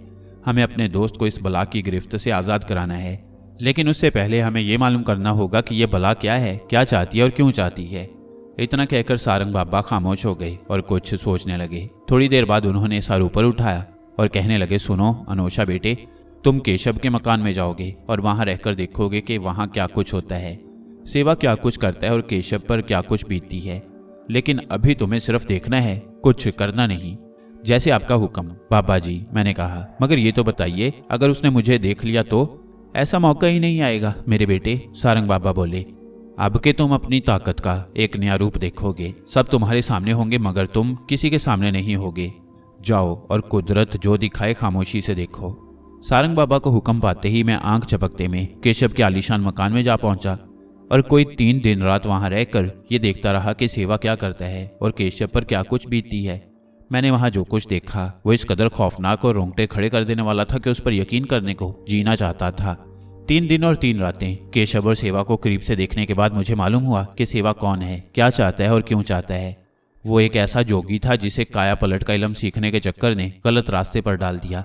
उसने बहुत से जोगियों के पास रहकर ये इलम सीखने की कोशिश की थी कि अपनी और दूसरों की रूह को एक जिस्म से दूसरे जिस्म में किस तरह डाला जा सकता है।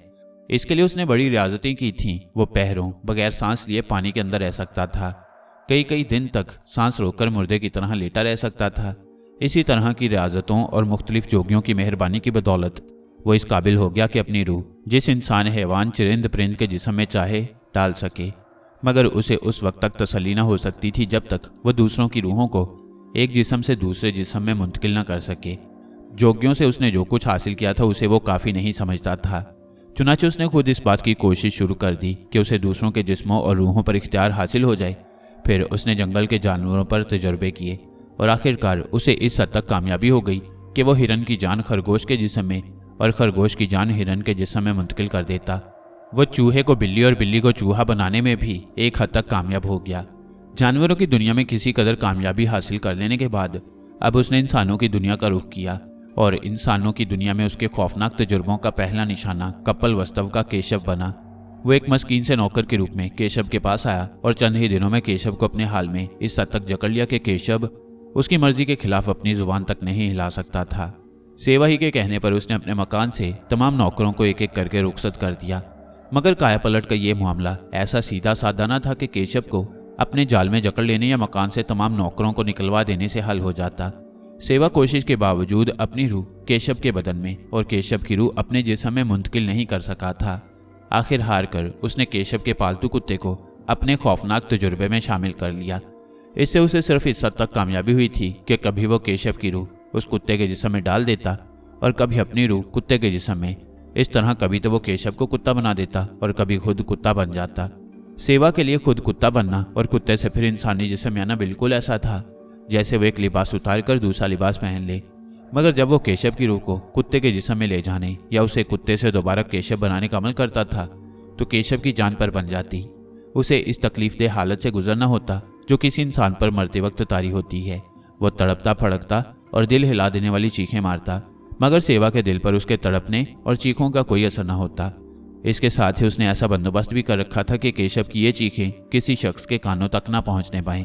सेवा ने केशव को जता दिया था कि ज़ाहिरी तौर पर तुम मेरे मालिक और मैं तुम्हारा नौकर सही, मगर मेरी नज़रों में तुम्हारी हैसियत उस कुत्ते से ज़्यादा नहीं जिसका रूप तुम दिन रात में कई बार धारते हो।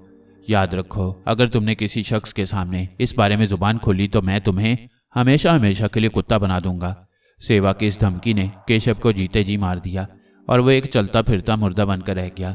सराय में आने वाले मुसाफिर उसके गुन गाते। उसका बाग शहर भर के लिए सैर की जगह थी और तमाम लोग उसकी तारीफों के पुल बांधते न थकते। मगर खुद केशव पर क्या गुजर रही थी ये कुछ वही जानता था। केशव को पूरी तरह अपने बस में कर लेने के बावजूद सेवा उसे एक पल के लिए भी अकेला न छोड़ता। शाम से सुबह तक वो केशव को कुत्ता बनाकर अपने साथ रखता और दिन के वक्त खुद कुत्ता बनकर उससे चिमटा रहता। अब मसला ये था कि केशव को इस खौफनाक जोगी के पंजे से कैसे निकाला जाए।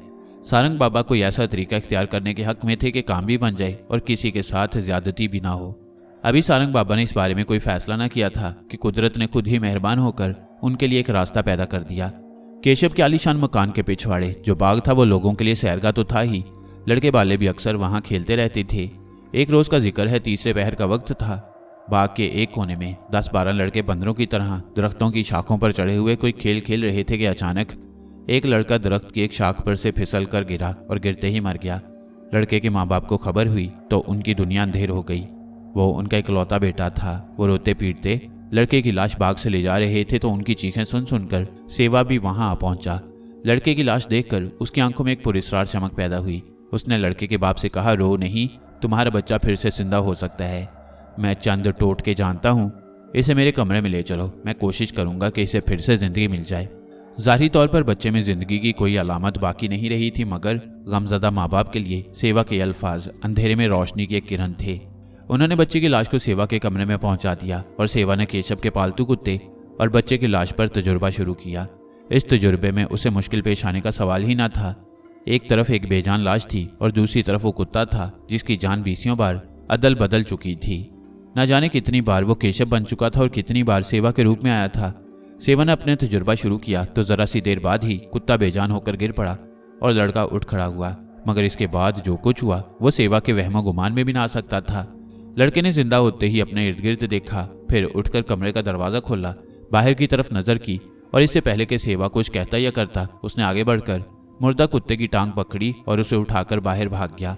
सेवा ने लड़के का ताकुब किया, मगर लड़के के जिस्म में कुत्ते की रूह आ जाने के साथ ही उसमें कुत्ते की सी तेजी भी आ गई थी।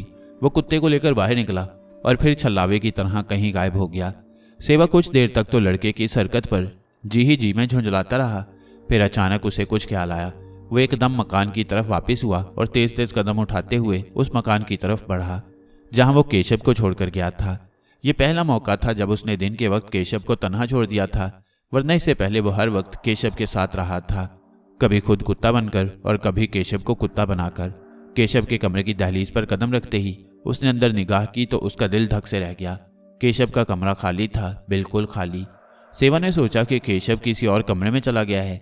उसने मकान के सारे कमरों का चक्कर लगाया, लेकिन केशव किसी भी कमरे में ना था। वह लड़के का ताकुब करते हुए बाग का चक्कर पहले ही लगा चुका था। केशव वहां होता तो उसे जरूर दिखाई देता। सेवा को यूं लगा जैसे जमीन उसके पैरों तले से निकलने लगी है। उसे अपनी सारी मेहनत पर पानी फिरता हुआ महसूस हो रहा था। उसने सोचने की कोशिश की कि केशव अपने मकान से निकलकर कहाँ जा सकता है।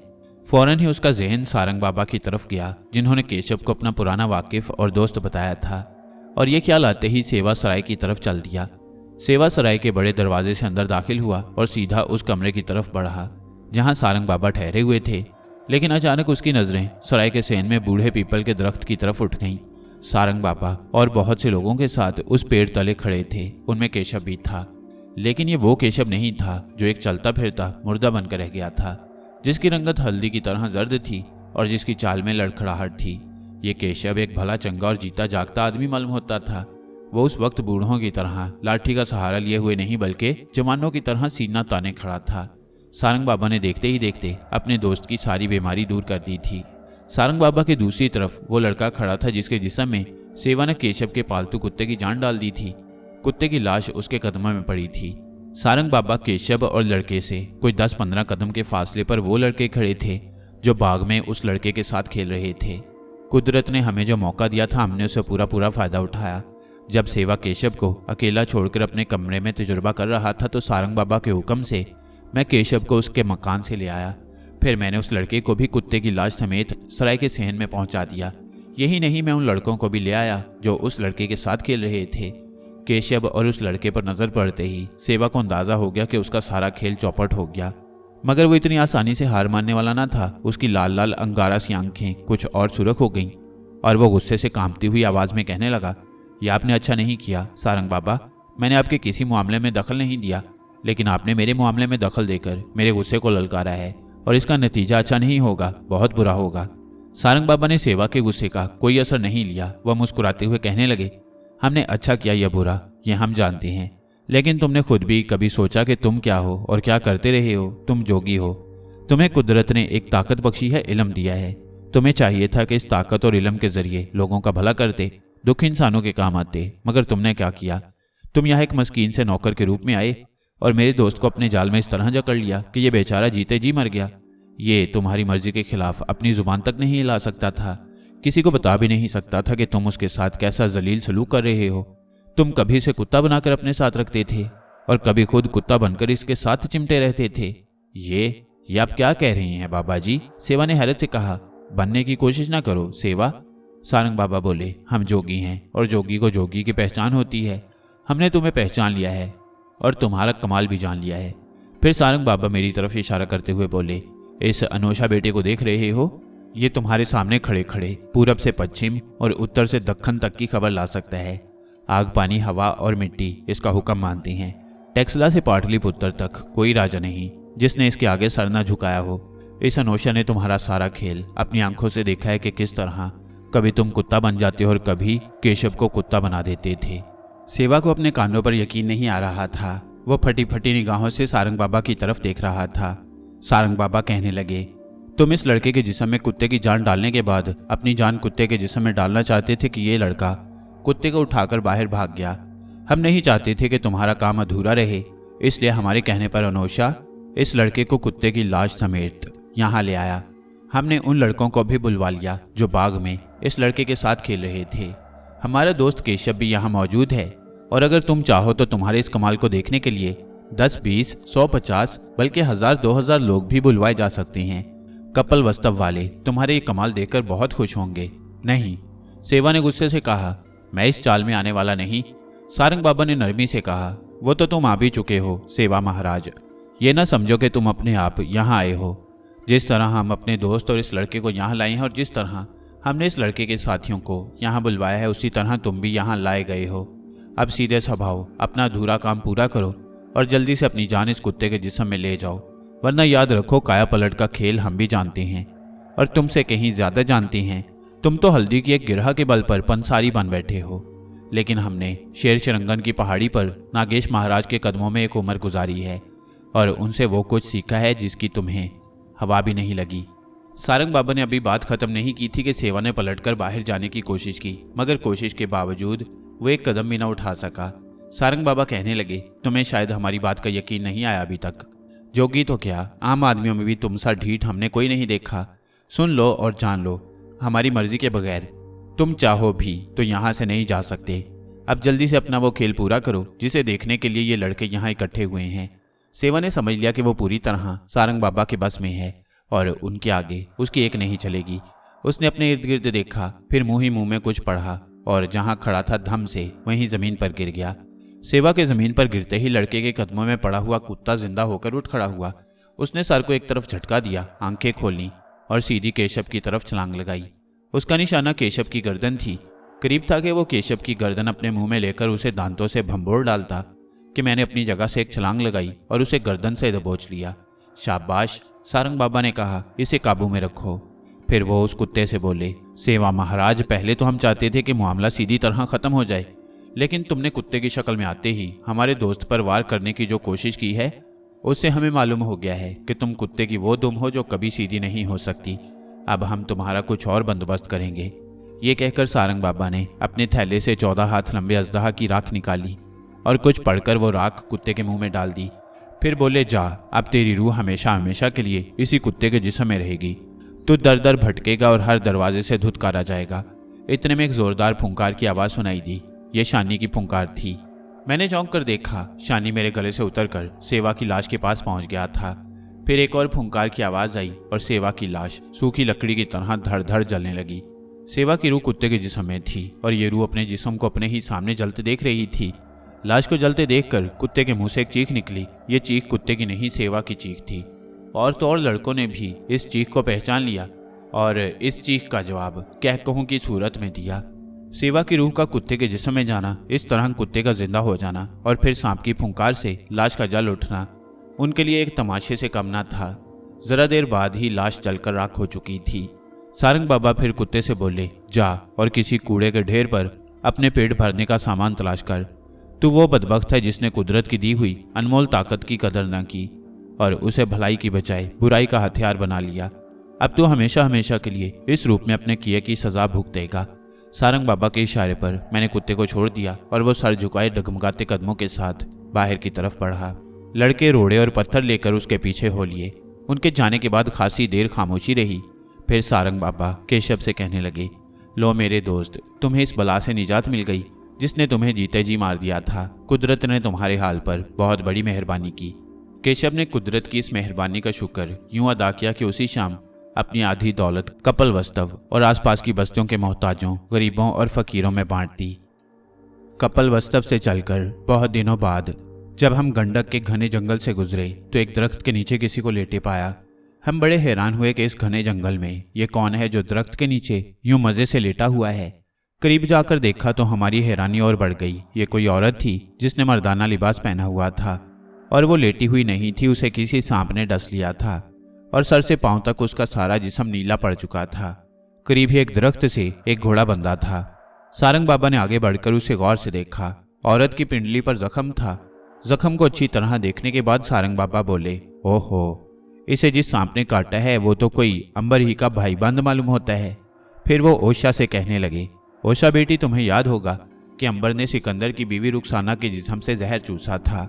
ये औरत भी शायद किसी सिकंदर की बीवी हो। अपने अंबर से कहो कि एक बार फिर जरा तकलीफ करे। जैसे आपका हुक्म बाबा जी, ओशा बोली।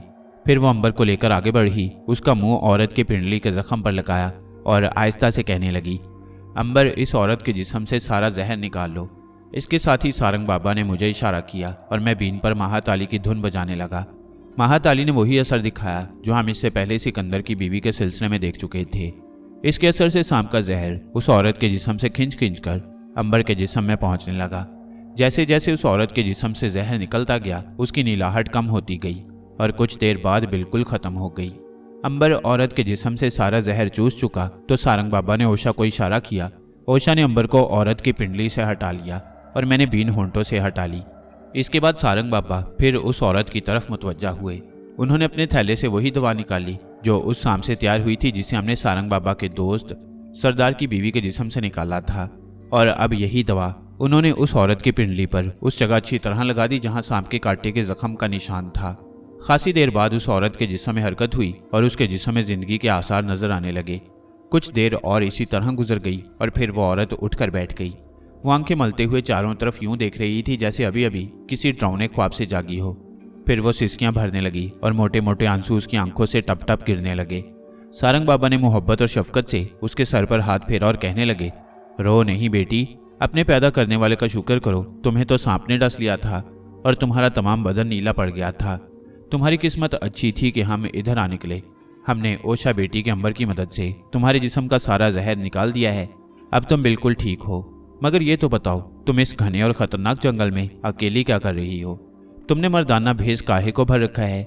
इस पर उस औरत ने अपनी कहानी सुनाई। उसका नाम रूपवती था और वो धौलागरी के राजा हरनाम की बेटी थी। उसकी शादी मुक्तिनाथ के राजा शब्दयाल के बड़े बेटे राजकुमार केसर के साथ हुई थी। राजकुमार केसर को शिकार का बहुत शौक था। इस शौक में रूपवती भी उससे पीछे नहीं थी।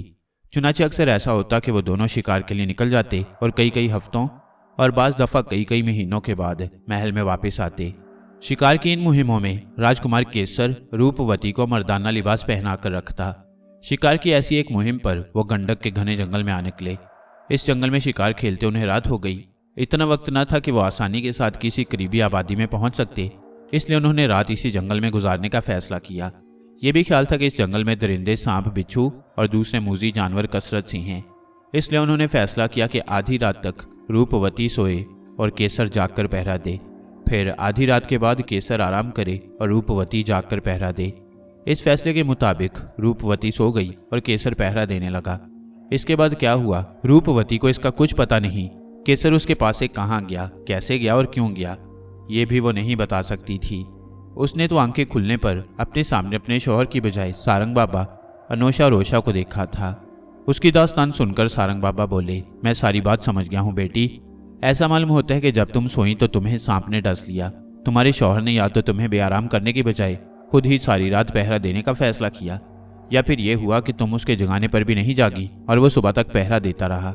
सुबह के उजाले में उसने तुम्हें देखा तो उसे मालूम हुआ कि तुम्हें सांप ने डस लिया है, क्योंकि तुम्हारा जिस्म सर से पांव तक नीला पड़ गया था। इसलिए वो तुम्हें मुर्दा ख्याल करके शहर की तरफ चला गया होगा ताकि वहां से तुम्हारी आखिरी रस्मों के लिए जरूरी सामान खरीद कर ला सके। सारंग बाबा की ये बात सुनकर रूपवती ने कहा, शायद आप ठीक ही कहते हैं, लेकिन ऐसा ही हुआ है तो अब तक तो उन्हें वापस आ जाना चाहिए था। शहर यहाँ से ज्यादा दूर नहीं और उनका घोड़ा भी कोई मामूली घोड़ा नहीं, हवा से बातें करता है। हो सकता है उसे सामान खरीदने में देर लग गई हो। सारंग बाबा बोले, घबराओ नहीं, हम कुछ देर और इंतजार कर लेते हैं। अगर फिर भी तुम्हारा शौहर ना आया तो मैं अनोशा बेटे को भेज दूंगा उसका पता करने। इत्मीनान रखो। सारंग बाबा के कहने से रूपवती को कुछ हौसला तो हुआ, मगर जैसे जैसे दिन गुजरता जा रहा था उसकी बेचैनी बढ़ती जा रही थी। फिर जब शाम होने को आई तो उसकी आंखों में सावन भादों की झड़ी लग गई। बाबा जी, अब तो शाम हो चली है, अभी तक वो वापस नहीं आए। ये सुनकर सारंग बाबा ने मुझसे कहा, अनोशा बेटे जाकर जरा देखो तो सही, हमारे राजकुमार केसर कहाँ हैं। रूपवती ने कहा, मैं भी साथ जाऊंगी, मुझे यकीन है कि वो किसी मुसीबत में फंस गए हैं। ये बात है तो हम सभी चलते हैं, सारंग बाबा ने उठते हुए कहा। हम चारों शहर की तरफ चल दिए। रूपवती ने अपना घोड़ा भी साथ ले लिया। शहर के बड़े दरवाजे के करीब पहुंचे तो वहां हमें 4 लकड़हारे मिले, जिनके पास ही लकड़ियों के गट्ठे पड़े थे।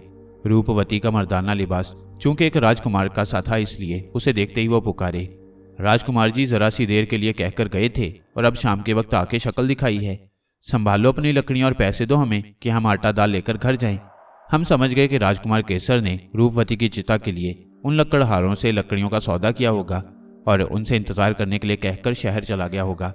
रूपवती ने भी ये बात समझ ली। वो कहने लगी, भाइयों तुम्हें जो तकलीफ हुई उसकी मुआफ़ी चाहता हूँ। मैं शहर में एक और काम में उलझ गया था, इसलिए देर हो गई। वैसे भी अब मुझे इन लकड़ियों की ज़रूरत नहीं है, तुम इन्हें अपने पास ही रखो। ये कहते हुए रूपवती ने एक एक सोने का सिक्का उन चारों लकड़हारों को दिया। सोने का सिक्का पाकर वो अपनी सारी तकलीफ भूल गए और लकड़ियाँ उठाकर चल दिए।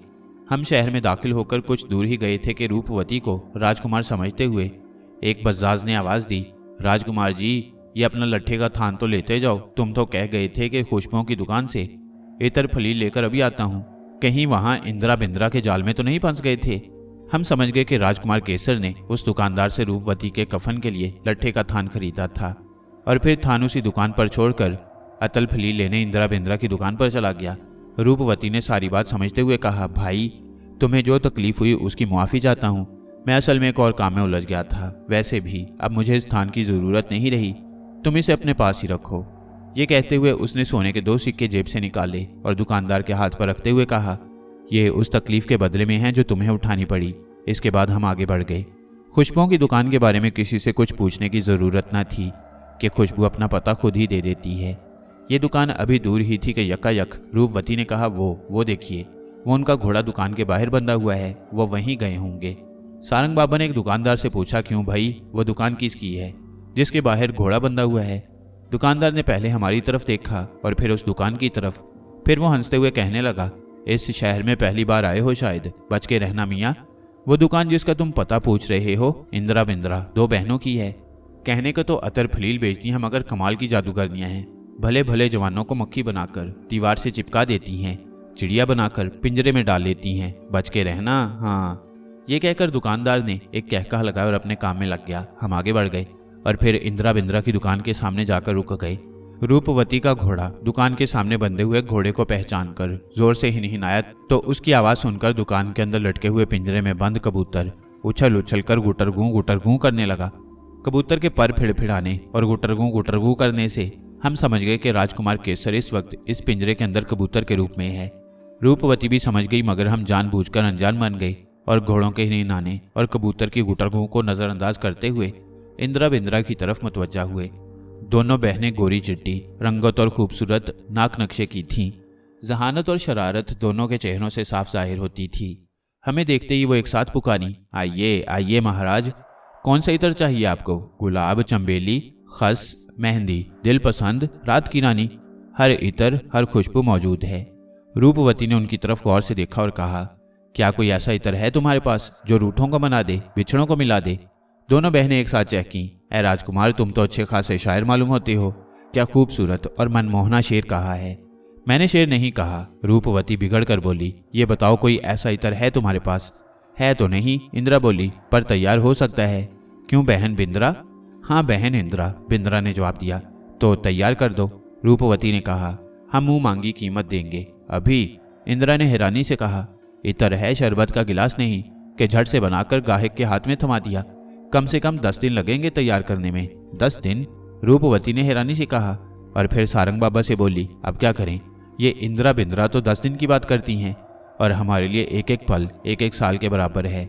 गुटरगू कबूतर ने हमें फिर अपनी तरफ मुतवज्जा किया। रूपवती ने ऊपर देखा और फिर मुस्कुराकर पिंजरा उतार लिया। वो कबूतर को तारीफी नजरों से देखते हुए बोली, ये तो बड़ा प्यारा कबूतर है, कहाँ से मिला तुम्हें? हमारे हाथ बेच दो तो मुंह मांगे दाम मिलेंगे। इंदिरा बिंद्रा दोनों का रंग उड़ गया, मगर उन्होंने फौरन ही अपने आप को संभाल लिया और बिंद्रा कहने लगी, नहीं महाराज, ये कबूतर बिकाऊ नहीं है। कोई हमारे सामने सोने के सिक्कों का ढेर भी लगा दे तो भी हम ये कबूतर उसे ना दें। ऐसी क्या बात है इस कबूतर में? ये किसी की निशानी है। ओहो, रूपवती ने अफसोस से कहा, फिर तो हम ये कबूतर बिल्कुल ना लेंगे, लेकिन इजाजत हो तो जरा इसे हाथ में लेकर ही देख लें। इजाजत है, इंदिरा ने जवाब दिया। रूपवती ने पिंजरा खोलकर कबूतर हाथ में थाम लिया और उसके परों पर हाथ फेरने लगी। कबूतर ने जैसे अपनी आवाज से रूपवती की हरकत का जवाब दिया। सारंग बाबा ने हाथ बढ़ाकर कबूतर रूपवती से ले लिया और उसे गौर से देखते हुए बोले, सचमुच बड़ा प्यारा कबूतर है, बड़ा ही प्यारा। इसके साथ ही वो कबूतर के परों पर हाथ फेरने लगे। वो असल में उसके परों को टटोल रहे थे। जल्दी उन्हें मालूम हो गया कि कबूतर के परों के नीचे एक धागा बंधा हुआ है। ये जादू का धागा था। उन्होंने खट से धागा खींचकर तोड़ दिया। दूसरे ही लम्हे कबूतर गायब हो गया और उसकी जगह राजकुमार केसर उनके सामने खड़ा था। इंदिरा बिंद्रा ने यह देखा तो उनकी चीख निकल गई और वह दुकान के पिछले हिस्से की तरफ भागी, जहां उनका जादू टूने का सामान रखा था। मगर मैंने तेजी से उनकी तरफ फूंक मारी और आग के हल्के ने उन्हें अपनी गिरफ्त में ले लिया। राजकुमार केसर हैरानी से रूपवती की तरफ देख रहा था। तुम जिंदा हो रूपवती? हाँ, रूपवती ने जवाब दिया। ये सब सारंग बाबा, अनोशा और रोशा बहन की मेहरबानी है।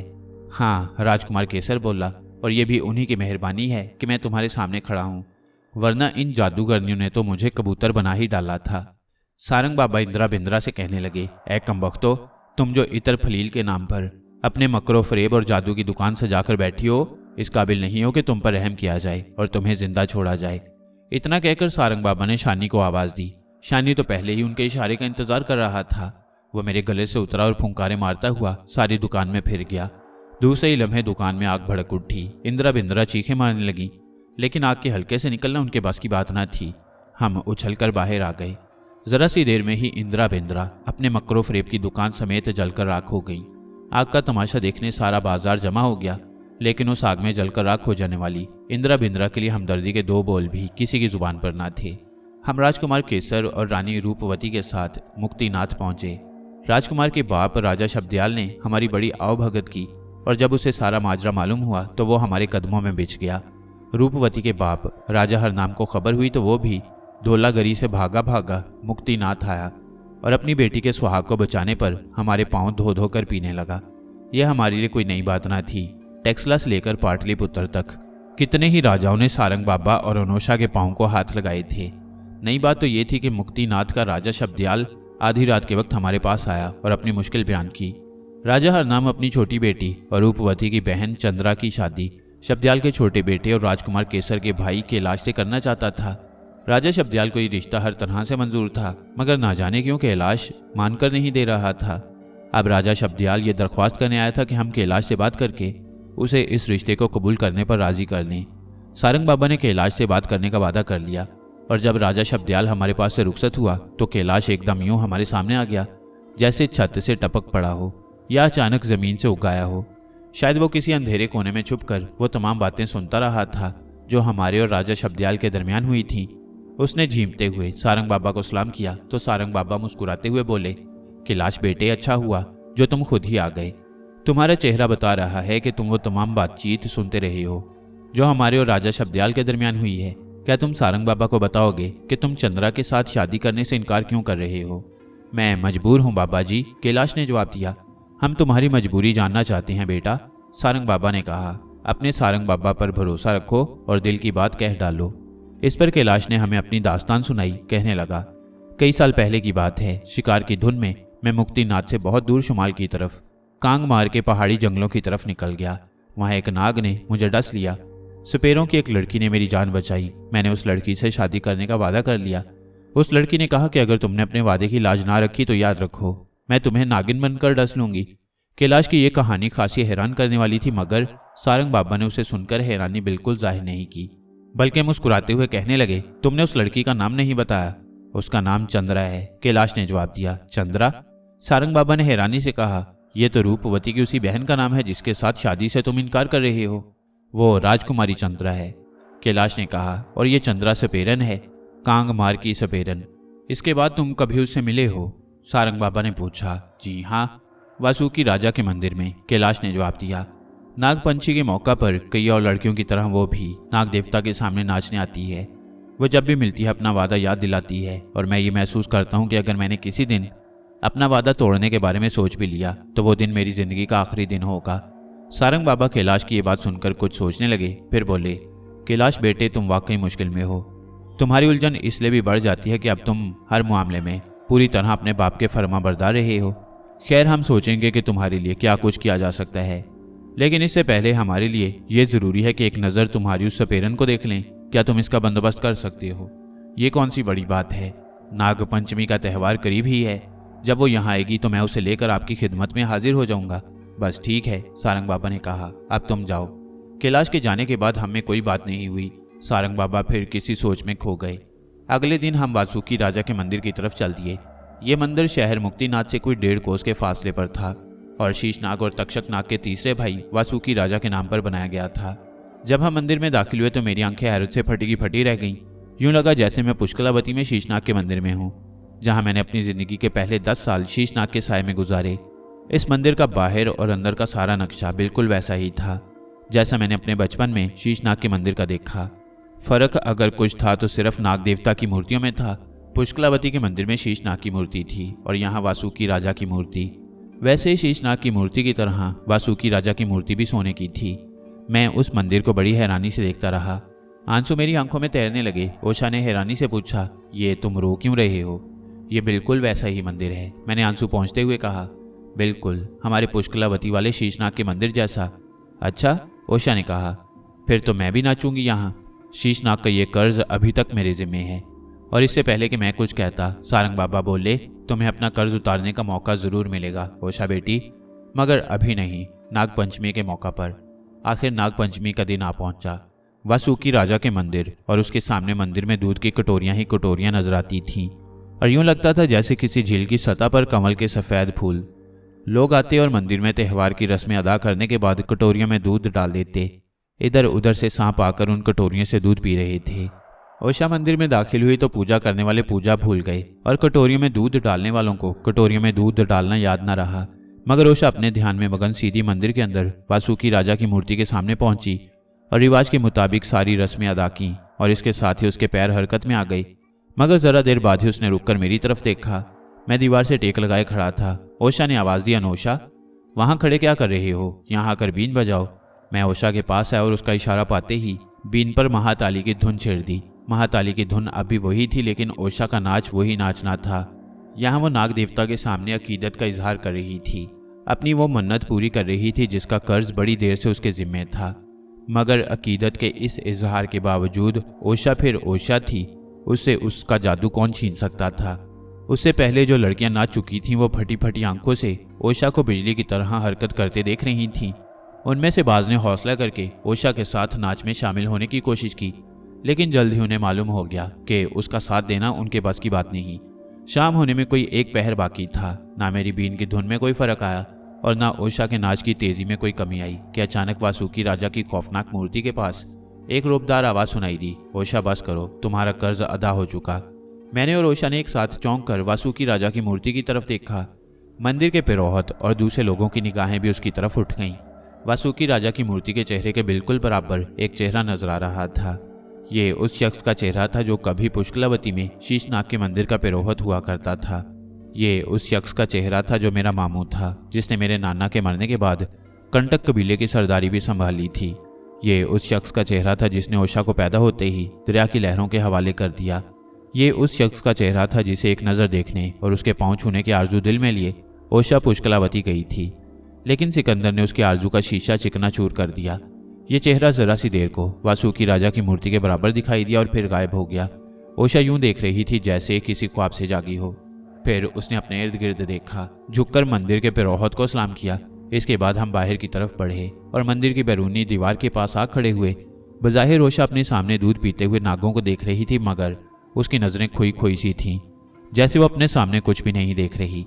शायद वो कुछ सोच रही थी। खासी देर के बाद वो बोली, अनोशा, वो किसकी आवाज़ थी जो हमें सुनाई दी थी? वो कौन शख्स था जिसका चेहरा हमें मूर्ति के पास दिखाई दिया? मैंने कहा, वो उस शख्स का चेहरा था जो कभी पुष्कलावती में शीशनाग के मंदिर का पिरोहत हुआ करता था। शीशनाग के मंदिर के बेरोहत? हाँ, मैंने कहा। और शायद ये वही शख्स था जिसने तुम्हें पैदा होते ही दरिया की लहरों के हवाले कर दिया। वो मेरा बाप था। वो मेरा बाप था। ओशा एकदम चीख उठी और फिर दोनों हाथों से अपना चेहरा छुपाकर फूट फूट कर रोने लगी। तुमने मुझे उस वक्त क्यों ना बताया कि वो मेरा बाप था? मैं उसी की एक झलक देखने पुष्कलावती गई थी। मैं उसके पांव छूना चाहती थी। तुमने मुझे उस वक्त क्यों नहीं बताया अनोशा? बता भी देता तो क्या होता, मैंने कहा। उसने तो सिर्फ अपना चेहरा दिखाया था, सिर्फ ये बताने के लिए कि तुमने शीशनाग का कर्ज अदा कर दिया है। इसके साथ ही तुमने उसे देख भी लिया, एक झलक ही सही। ये भी बहुत बड़ी बात है, वरना इस दुनिया से चले जाने वालों की एक झलक भी किसी को कहाँ नसीब होती है। ओशा ने मेरी बात का कोई जवाब ना दिया, बस अपना चेहरा दोनों हाथों में छुपाए आंसू बहाती रही। अजीब बात थी, शीशनाग का कर्ज अदा हो जाने पर ओशा को खुशी होनी चाहिए थी, मगर उसके बाप की एक झलक ने खुशी की बजाय गम उसके दामन में डाल दिया। उसके होंठों से मुस्कुराहट छीनकर उसकी आंखों को आंसू बख्श दिए। उस बाप ने जिसने बेटी के पैदा होते ही उसे दरिया की लहरों के हवाले कर दिया और जो अब इस दुनिया में नहीं था। सारंग बाबा दीवार से टेक लगाए पांव पिसारे किसी गहरी सोच में खोए हुए थे। वो हमारे साथ वासुकी राजा के मंदिर जाने की बजाय राजमहल के उसी मेहमान खाने में ठहरे थे जहां राजा शब्दयाल ने हमारे रहने का बंदोबस्त किया था। जब मैं और ओशा मंदिर की तरफ चले थे तब भी वो दीवार से टेक लगाए और पांव पिसारे किसी गहरी सोच में खोए हुए नजर आते थे। और जब हम शाम के बाद वापस आए तब भी वो इसी हाल में थे। उन्होंने एक नज़र हमारी तरफ देखा और फिर अपनी सोचों में खो गए। फिर रात गई, कैलाश हमारे पास आया, चंद्रा उसके साथ थी। सारंग बाबा उसी तरह फर्श पर पांव पिसारे दीवार से टेक लगाए हुए थे। मैं अपने सामने दूध का प्याला रखे शानी को दूध पिला रहा था और ओशा दूसरे प्याले से अपने पालतू सांप अंबर को दूध पिला रही थी। कैलाश आकर दरवाजे में खड़ा हो गया। फिर वो दोनों हाथ जोड़कर सारंग बाबा से मुखातिब हुआ, पापा जी, चंद्रा आ गई है, लेकिन मैं ही जानता हूँ कि मैं कैसी कैसी मिन्नतें करके इसे यहाँ तक लाया हूँ। हमने नजरें उठाकर देखा, कैलाश के साथ खड़ी हुई चंद्रा सचमुच चांद लगती थी। गोरी रंगत, खूबसूरत नाक नक्शा और कंवल सी बड़ी बड़ी आंखें।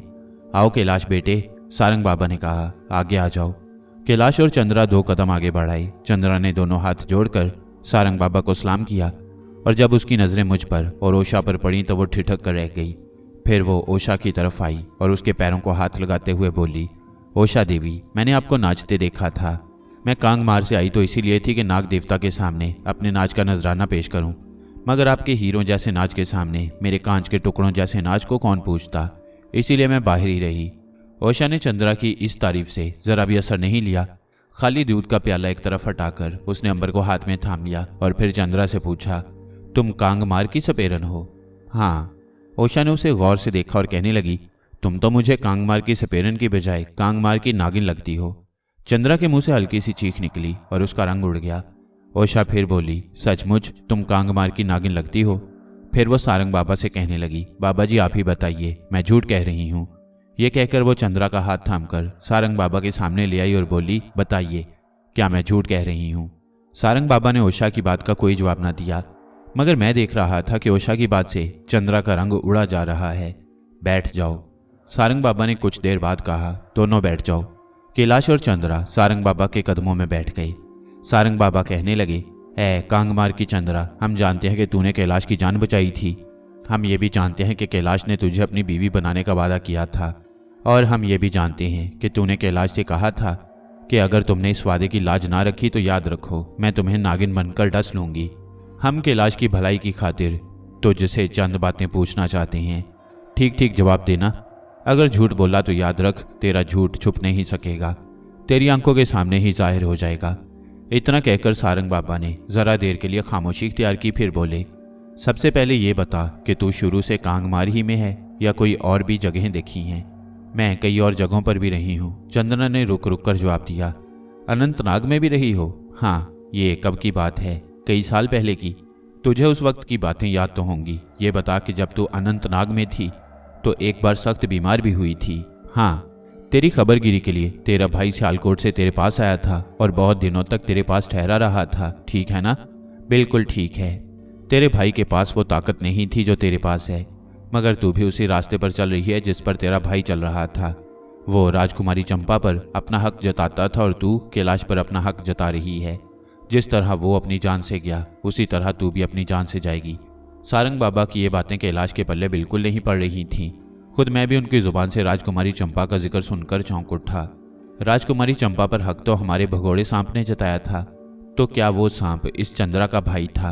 इसका मतलब यह है कि चंद्रा असल में नागिन है। तो क्या उषा ने उसे ठीक कहा था कि तुम कांगमार की सपेरन की बजाय कांगमार की नागिन मालूम होती हो? चंद्रा के होंठों को जैसे ताला लग गया। सारंग बाबा ने अपने थैले में हाथ डालकर एक छोटी सी हंडिया निकाली और बोले, ले, हम तुझे एक चीज दिखाते हैं। ये कहते हुए सारंग बाबा ने हंडिया का ढक्कन हटा दिया और उसे चंद्रा के सामने कर दिया। उस हंडिया में उसी भगौड़े नाग की राख थी जिसे हमने सियालकोट के राजा के महल में राजकुमारी चंपा के जिस्म से अलग करके काबू में किया था। चंद्रा ने एक नज़र उस राख को देखा, सूंघा और फिर एक चीख उसके होंठों से निकली, भैया, और इसके साथ ही वो बेहोश हो गई। सारंग बाबा ने मुझे इशारा किया, हाँ अनोशा बेटे, वही अपने भगोड़े सांप वाली धुन बजाओ। मैंने शानी को सारंग बाबा के हवाले किया और फिर बीन पर वह धुन बजानी शुरू की। कैलाश हैरानी से ये सब कुछ देख रहा था। जैसे जैसे मेरी बीन की लय तेज होती गई, बेहोश चंद्रा का बदन पल खाने लगा। फिर कुछ देर बाद ही गोरी रंगत, खूबसूरत नाक नक्शे और कमल जैसी बड़ी बड़ी आंखों वाली चंद्रा एक काली सी नागिन में तब्दील हो गई। महाराज, कैलाश हैरानी से चीख उठा, ये क्या है महाराज? सारंग बाबा मुस्कुराते हुए बोले, ये तुम्हारी चंद्रा का असल रूप है। उनके इशारे पर मैंने बीन अपने होंठों से हटा ली और उस नागिन को एक पटारी में बंद कर दिया। ये सब क्या है बाबा जी? कैलाश ने पूछा। तुम्हारी चंद्रा असल में नागिन है, सारंग बाबा बोले। मैं अब क्या करूं बाबा जी? कैलाश ने कहा। जिस चंद्रा को मैं अपनी बीवी बनाना चाहता था वो नागिन निकली, अब मैं क्या करूं? क्या करूं महाराज? जाओ और जाकर आराम से सो जाओ, सारंग बाबा ने कहा। तुम्हारे करने के लिए अब कुछ नहीं रहा। तुम्हारी नागिन हमारे पास है और अभी हमारे पास ही रहेगी। अब हम जाने और ये नागिन जाने। मैं पुष्कलावती में शीशनाग के मंदिर में नाग देवता की मूर्ति के पास लेटा हुआ था। मेरे एक तरफ मेरी माँ खड़ी थी और दूसरी तरफ मेरा मामू, जो शीशनाग के मंदिर का पिरोहत था। दोनों बहन भाई मुस्कुराते हुए मेरी तरफ देखते थे और फिर इशारों इशारों में कुछ बातें करते थे। अचानक मंदिर के दरवाजे से ओशा अंदर दाखिल हुई। उसके बाएं हाथ में सफ़ेद गुलाब का फूल था और दाएं हाथ में एक कटार जिसकी धार बड़ी तेज थी। ओशा सीधी मेरी तरफ आई और मेरे कदमों के करीब आकर खड़ी हो गई। उसने पहले मेरे मामू की तरफ देखा और फिर वो आगे बढ़कर मुझ पर झुकी। अपने दाएं हाथ में थामी हुई कटार से मेरा सीना चीरा और सफ़ेद गुलाब का फूल मेरे सीने के अंदर रखकर सीने को बंद कर दिया। ऐसा करके उसने पहले मेरे मामू की तरफ देखा और फिर मेरी माँ की तरफ। उसने इशारों में उनसे बातें की, फिर झुककर उन्हें सलाम किया और वापस चली गई। मेरे सीने से ना तो कोई खून निकला और ना मैंने कोई तकलीफ महसूस की। मुझे ये भी महसूस नहीं हो रहा था कि मेरे सीने के अंदर कोई चीज़ रखी हुई है। ओशा के जाने के बाद मामू और माँ मुस्कुराते हुए मेरी तरफ देखने लगे। उन्होंने फिर इशारों में कुछ बातें की। इसके बाद मामू मुझ पर झुके और मेरा माथा चूमकर बाहर चले गए। उनके जाने के बाद कुछ देर तक मेरी माँ मुस्कुराते हुए मेरी तरफ देखती रही। फिर वो मेरे पास बैठ गई। उसने मेरे सर पर हाथ फेरा, गालों को थपथपाते हुए चूमा और फिर मेरा कांधा झंझोड़ते हुए उठ खड़ी हुई, जैसे कह रही हो, अच्छा अनोशा बेटे, अब मैं जाती हूँ। मेरी आंख खुल गई। ओशा मेरा शाना झंझोड़ रही थी। अनोशा, अनोशा, क्या है? मैं आंखें मलते हुए उठ बैठा। वो चंद्रा, वो नागिन, कांगमार की नागिन, क्या हुआ उसे? मैंने कहा। वो भाग गई है। ये सुनते ही मैं एकदम उछलकर बिस्तर से निकला और उस पटारी की तरफ बढ़ा जिसमें मैंने कांगमार की नागिन चंद्रा को बंद किया था। ढकना खुला हुआ था, पटारी खाली थी और सारंग बाबा उसे खाली खाली नजरों से देख रहे थे। ये कैसे हो गया बाबा जी? मैंने पूछा। पता नहीं, सारंग बाबा बोले। शायद तुमने पटारी का ढकना मजबूती से बंद नहीं किया होगा। ये तो अपने भाई से भी ज्यादा तेज निकली। वो कहाँ गई होगी? मैंने पूछा। कौन जाने, सारंग बाबा बोले। हो सकता है कांगमार वापस चली गई हो सकता है उसने किसी और तरफ का रुख किया हो। सारंग बाबा के अल्फाज सुनकर मैं कुछ देर तो खाली पटारी को देखता रहा और फिर मेरा जहन रात के अजीबोगरीब ख्वाब के बारे में सोचने लगा। ये एक ऐसा ख्वाब था। मेरी माँ और मामू के दरमियान इशारों इशारों में क्या बातें होती रही थीं। ओशा ने मेरा सीना क्यों चीरा था? उसने मेरा सीना चीर कर उसके अंदर सफ़ेद गुलाब क्यों रखा था? उस सफ़ेद गुलाब का क्या मतलब हो सकता है? मैंने बहुत सर मारा लेकिन समझ में ना आया। मैंने सारंग बाबा की तरफ देखा, वो अब भी खाली पटारी की तरफ देख रहे थे। फिर मैंने ओशा की तरफ देखा, वो अपने सांप अंबर से खेल रही थी, मगर खुशी खुशी नहीं, बुझे बुझे से दिल के साथ। कोई 3 दिन तक हमारी यही हालत रही, जैसे हमने चुपका व्रत रखा हुआ हो। सारंग बाबा खामोश थे, मैं खामोश था, ओशा खामोश थी। यूं लगता था जैसे इस खामोशी के बाद कोई तूफान, कोई गैर मामूली वाकया पेश आने वाला है। चौथे दिन ये तूफान, ये गैर मामूली वाकया हमारे सामने आ गया। धौलागरी से एक घुड़सवार आंधी की तरह घोड़ा दौड़ाता हुआ आया और खबर लाया कि रूपवती की छोटी बहन चंद्रा को एक सांप ने डस लिया है। हम सारंग बाबा, मैं और ओशा तीनों बिजली की सी तेजी से धौलागरी पहुंच गए। राजा हरनाम गम की तस्वीर बना हुआ था, इसलिए नहीं कि उसकी बेटी को सांप ने डस लिया था, इसलिए कि मामला बहुत उलझ गया था। सांप ने चंद्रा को डसने के बाद उसे छोड़ा नहीं था, बल्कि उसके जिस्म से चिमट कर बैठ गया था और वो किसी को उसके पास नहीं आने देता था। ये सुनकर एक हल्की सी मुस्कुराहट सारंग बाबा के लबों पर उभरी और वो राजा हरनाम के शाने पर हाथ रखते हुए बोले, घबराइए नहीं, सब कुछ ठीक हो जाएगा। हम महल के उस कमरे में पहुंचे जहां राजकुमारी चंद्रा की लाश एक बिस्तर पर पड़ी थी और बिस्तर के एक कोने से सांप का फन झांक रहा था। हमने देखा और देखते ही पहचान लिया, ये कांगमार की नागिन थी। कांगमार की चंद्रा ने धौलागरी की चंद्रा को डस लिया था। ओशा के होंठों पर एक मुस्कुराहट उभरी, जैसे वो कह रही हो, देखा, मुझे तो पहले ही मालूम था कि वो यहाँ आई है। उस रोज मैं यही कहना चाहती थी, आइए आइए, मैं आप ही का इंतजार कर रही हूँ। मैं जानती थी कि आप यहाँ आएंगे। ये चंद्रा नागिन की आवाज़ थी। तुम क्या चाहती हो? सारंग बाबा ने पूछा। चंद्रा नागिन ने शू शू की आवाज़ में जवाब दिया, आपको अच्छी तरह मालूम है कि मैं क्या चाहती हूँ। मैं कैलाश को नहीं छोड़ सकती, और अगर मैं कैलाश को नहीं पा सकती तो राजकुमारी भी उसकी बीवी नहीं बन सकेगी। सारंग बाबा कहने लगे, तूने कैलाश की खातिर राजकुमारी चंद्रा की जान ले ली, मगर ये तो बता, क्या तू कैलाश की खातिर राजकुमारी चंद्रा को अपनी जान भी दे सकती है? चंद्रा नागिन ने शू शू में जवाब दिया, मैं आपकी बात नहीं समझी। बात तो बहुत साफ है कांगमार की नागिन, राजकुमारी चंद्रा मर चुकी है, लेकिन चंद्रा नागिन जिंदा है। तू अगर चाहे तो तेरी जान राजकुमारी चंद्रा के जिस्म में जा सकती है। चंद्रा नागिन ने झूमते हुए शू शू की। ये तो जैसे मेरे दिल की बात है, जिस्म का क्या है, एक ना सही दूसरा सही, उसमें रूह तो मेरी होगी। तो ठीक है, सारंग बाबा ने कहा, अभी इसका बंदोबस्त हुआ जाता है, लेकिन इससे पहले तुझे राजकुमारी चंद्रा के जिस्म में से अपना जहर निकालना होगा। सारंग बाबा की ये बात सुनकर कांगमार की नागिन ने अपना मुंह राजकुमारी चंद्रा की दाहिनी पिंडली पर उस जगह लगा दिया जहां उसने राजकुमारी को डसा था। इसके साथ ही मैंने बीन बजानी शुरू कर दी। ये महाताली थी। महाताली असर पहले भी कई बार दिखा चुकी थी। इसके असर से नागिन का सारा जहर राजकुमारी चंद्रा के जिस्म में से खींच खींच कर कांगमार की नागिन के जिस्म में वापस पहुंचने लगा। जैसे जैसे राजकुमारी की लाश से जहर निकलता गया, उसकी नीलाहट कम होती गई और फिर जैसे बिल्कुल खत्म हो गई। जब कांगमार की नागिन राजकुमारी चंद्रा के जिस्म से सारा जहर चूस चुकी तो वो राजकुमारी के बिस्तर से नीचे उतर आई और हमसे 2 कदम के फासले पर कुंडली मारकर बैठ गई। फिर उसने अपना फन उठाकर हमारी तरफ देखा और शू शू की। वो कह रही थी, अब क्या हुक्म है बाबा जी? सारंग बाबा ने अपने थैले से एक चिकनी सी दवा निकाली और उसे ओशा को देते हुए कहा, लो ओशा बेटी, इसे राजकुमारी के सीने और पेट पर मल दो। ओशा ने आगे बढ़कर वो दवा राजकुमारी चंद्रा के सीने और पेट पर मल दी। इसके बाद सारंग बाबा कांगमार की नागिन से कहने लगे, लो आओ और राजकुमारी के मुंह पर मुंह रखकर लेट जाओ। कांगमार की नागिन ने सारंग बाबा के हुक्म की तामील की। सारंग बाबा ने शानी को एक हाथ में थाम लिया और मुझसे बोले, हाँ अनोशा बेटे, अब शानी वाली धुन बजाओ। मैं बीन बजाता रहा और शानी सारंग बाबा के हाथ में बेचैनी से बल खाता रहा। जैसे जैसे बीन की लय तेज होती गई, शानी की बेचैनी बढ़ती गई। सारंग बाबा ने एक हाथ से शानी की गर्दन पकड़ रखी थी और दूसरा हाथ वो कांगमार के उस नागिन के जिस्म पर फेर रहे थे जो राजकुमारी चंद्रा की लाश के मुंह पर मुंह रखकर लेटी हुई थी। वो नागिन की दुम से शुरू होकर उसके मुंह की तरफ हाथ फेरते जाते थे। यूं लगता था जैसे वो नागिन की जान को उसके जिस्म से खींचकर उसके मुंह में जमा कर रही हूं, ताकि उसे राजकुमारी चंद्रा के जिस्म में मुंतकिल कर सकें। इसके साथ ही वो मुंह ही मुंह में कोई मंत्र भी पढ़ रहे थे। फिर सारंग बाबा ने शानी का मुंह नागिन की दुम के करीब कर दिया। आग का एक शोला सा लपका और नागिन की दुम खुश्क लकड़ी की तरह जल उठी। सारंग बाबा ने शानी को हाथ से छोड़ दिया और नागिन के सर पर हाथ रख दिया ताकि उसका मुंह राजकुमारी चंद्रा की लाश के मुंह पर मजबूती से जमा रहे। मैं बीन बजाए जा रहा था। हैरानी की बात यह थी कि कांगमार की नागिन का जलता हुआ जिस्म हरकत नहीं कर रहा था और नागिन के जिस्म की आग राजकुमारी चंद्रा की लाश पर कोई असर नहीं कर रही थी। फिर जब आग नागिन के मुंह तक पहुंची तो सारंग बाबा ने बीन बंद करने का इशारा किया। मैंने बीन होंठों से हटाई और जरा गौर से राजकुमारी चंद्रा की तरफ देखा। कांगमार की नागिन दुम से मुंह तक जलकर राख हो चुकी थी और जली हुई रस्सी की तरह राजकुमारी चंद्रा की लाश के सीने पर पड़ी दिखाई देती थी। सारंग बाबा ने नागिन की राख को बड़ी एहतियात के साथ समेटकर एक पोटली में बांध लिया। फिर पानी की एक बाल्टी मंगवाई और उसे राजकुमारी चंद्रा की लाश पर उंडेल दिया। पानी का उंडेलना था कि कुदरत ने वही रंग दिखाया जो बांके मुरली वाले की सूरत में दिखाया था।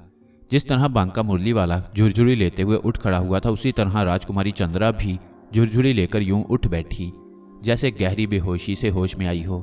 या एक लंबी नींद के बाद जागी हो। राजकुमारी चंद्रा को यूं उठते देखकर हमारे इर्द गिर्द खड़े लोगों की चीखें निकल गईं, मगर ये चीखें खौफ की नहीं, हैरानी और खुशी की थीं। सारे महल में शोर मच गया। धौलागरी के बच्चे बच्चे तक खबर पहुंच गई कि वो राजकुमारी चंद्रा जिसे एक सांप ने डस लिया था, उसे कई दिन के बाद सारंग बाबा ने जिंदा कर दिया। मगर ये बात या तो हमें मालूम थी या राजकुमारी चंद्रा को कि अब उसके जिस्म में जो जान है वो उसकी अपनी नहीं, कांगमार की उस नागिन की है जो कैलाश से शादी करना चाहती थी। और यूं वो मुश्किल अपने आप हल हो गई, जिसे हल करने की खातिर राजा शब्दयाल और कैलाश हमारे पास आए थे। अब कैलाश को कांगमार की नागिन से कोई खतरा ना था, इसलिए कि वो खुद अपना जिस्म छोड़कर राजकुमारी चंद्रा के जिस्म में आ गई थी।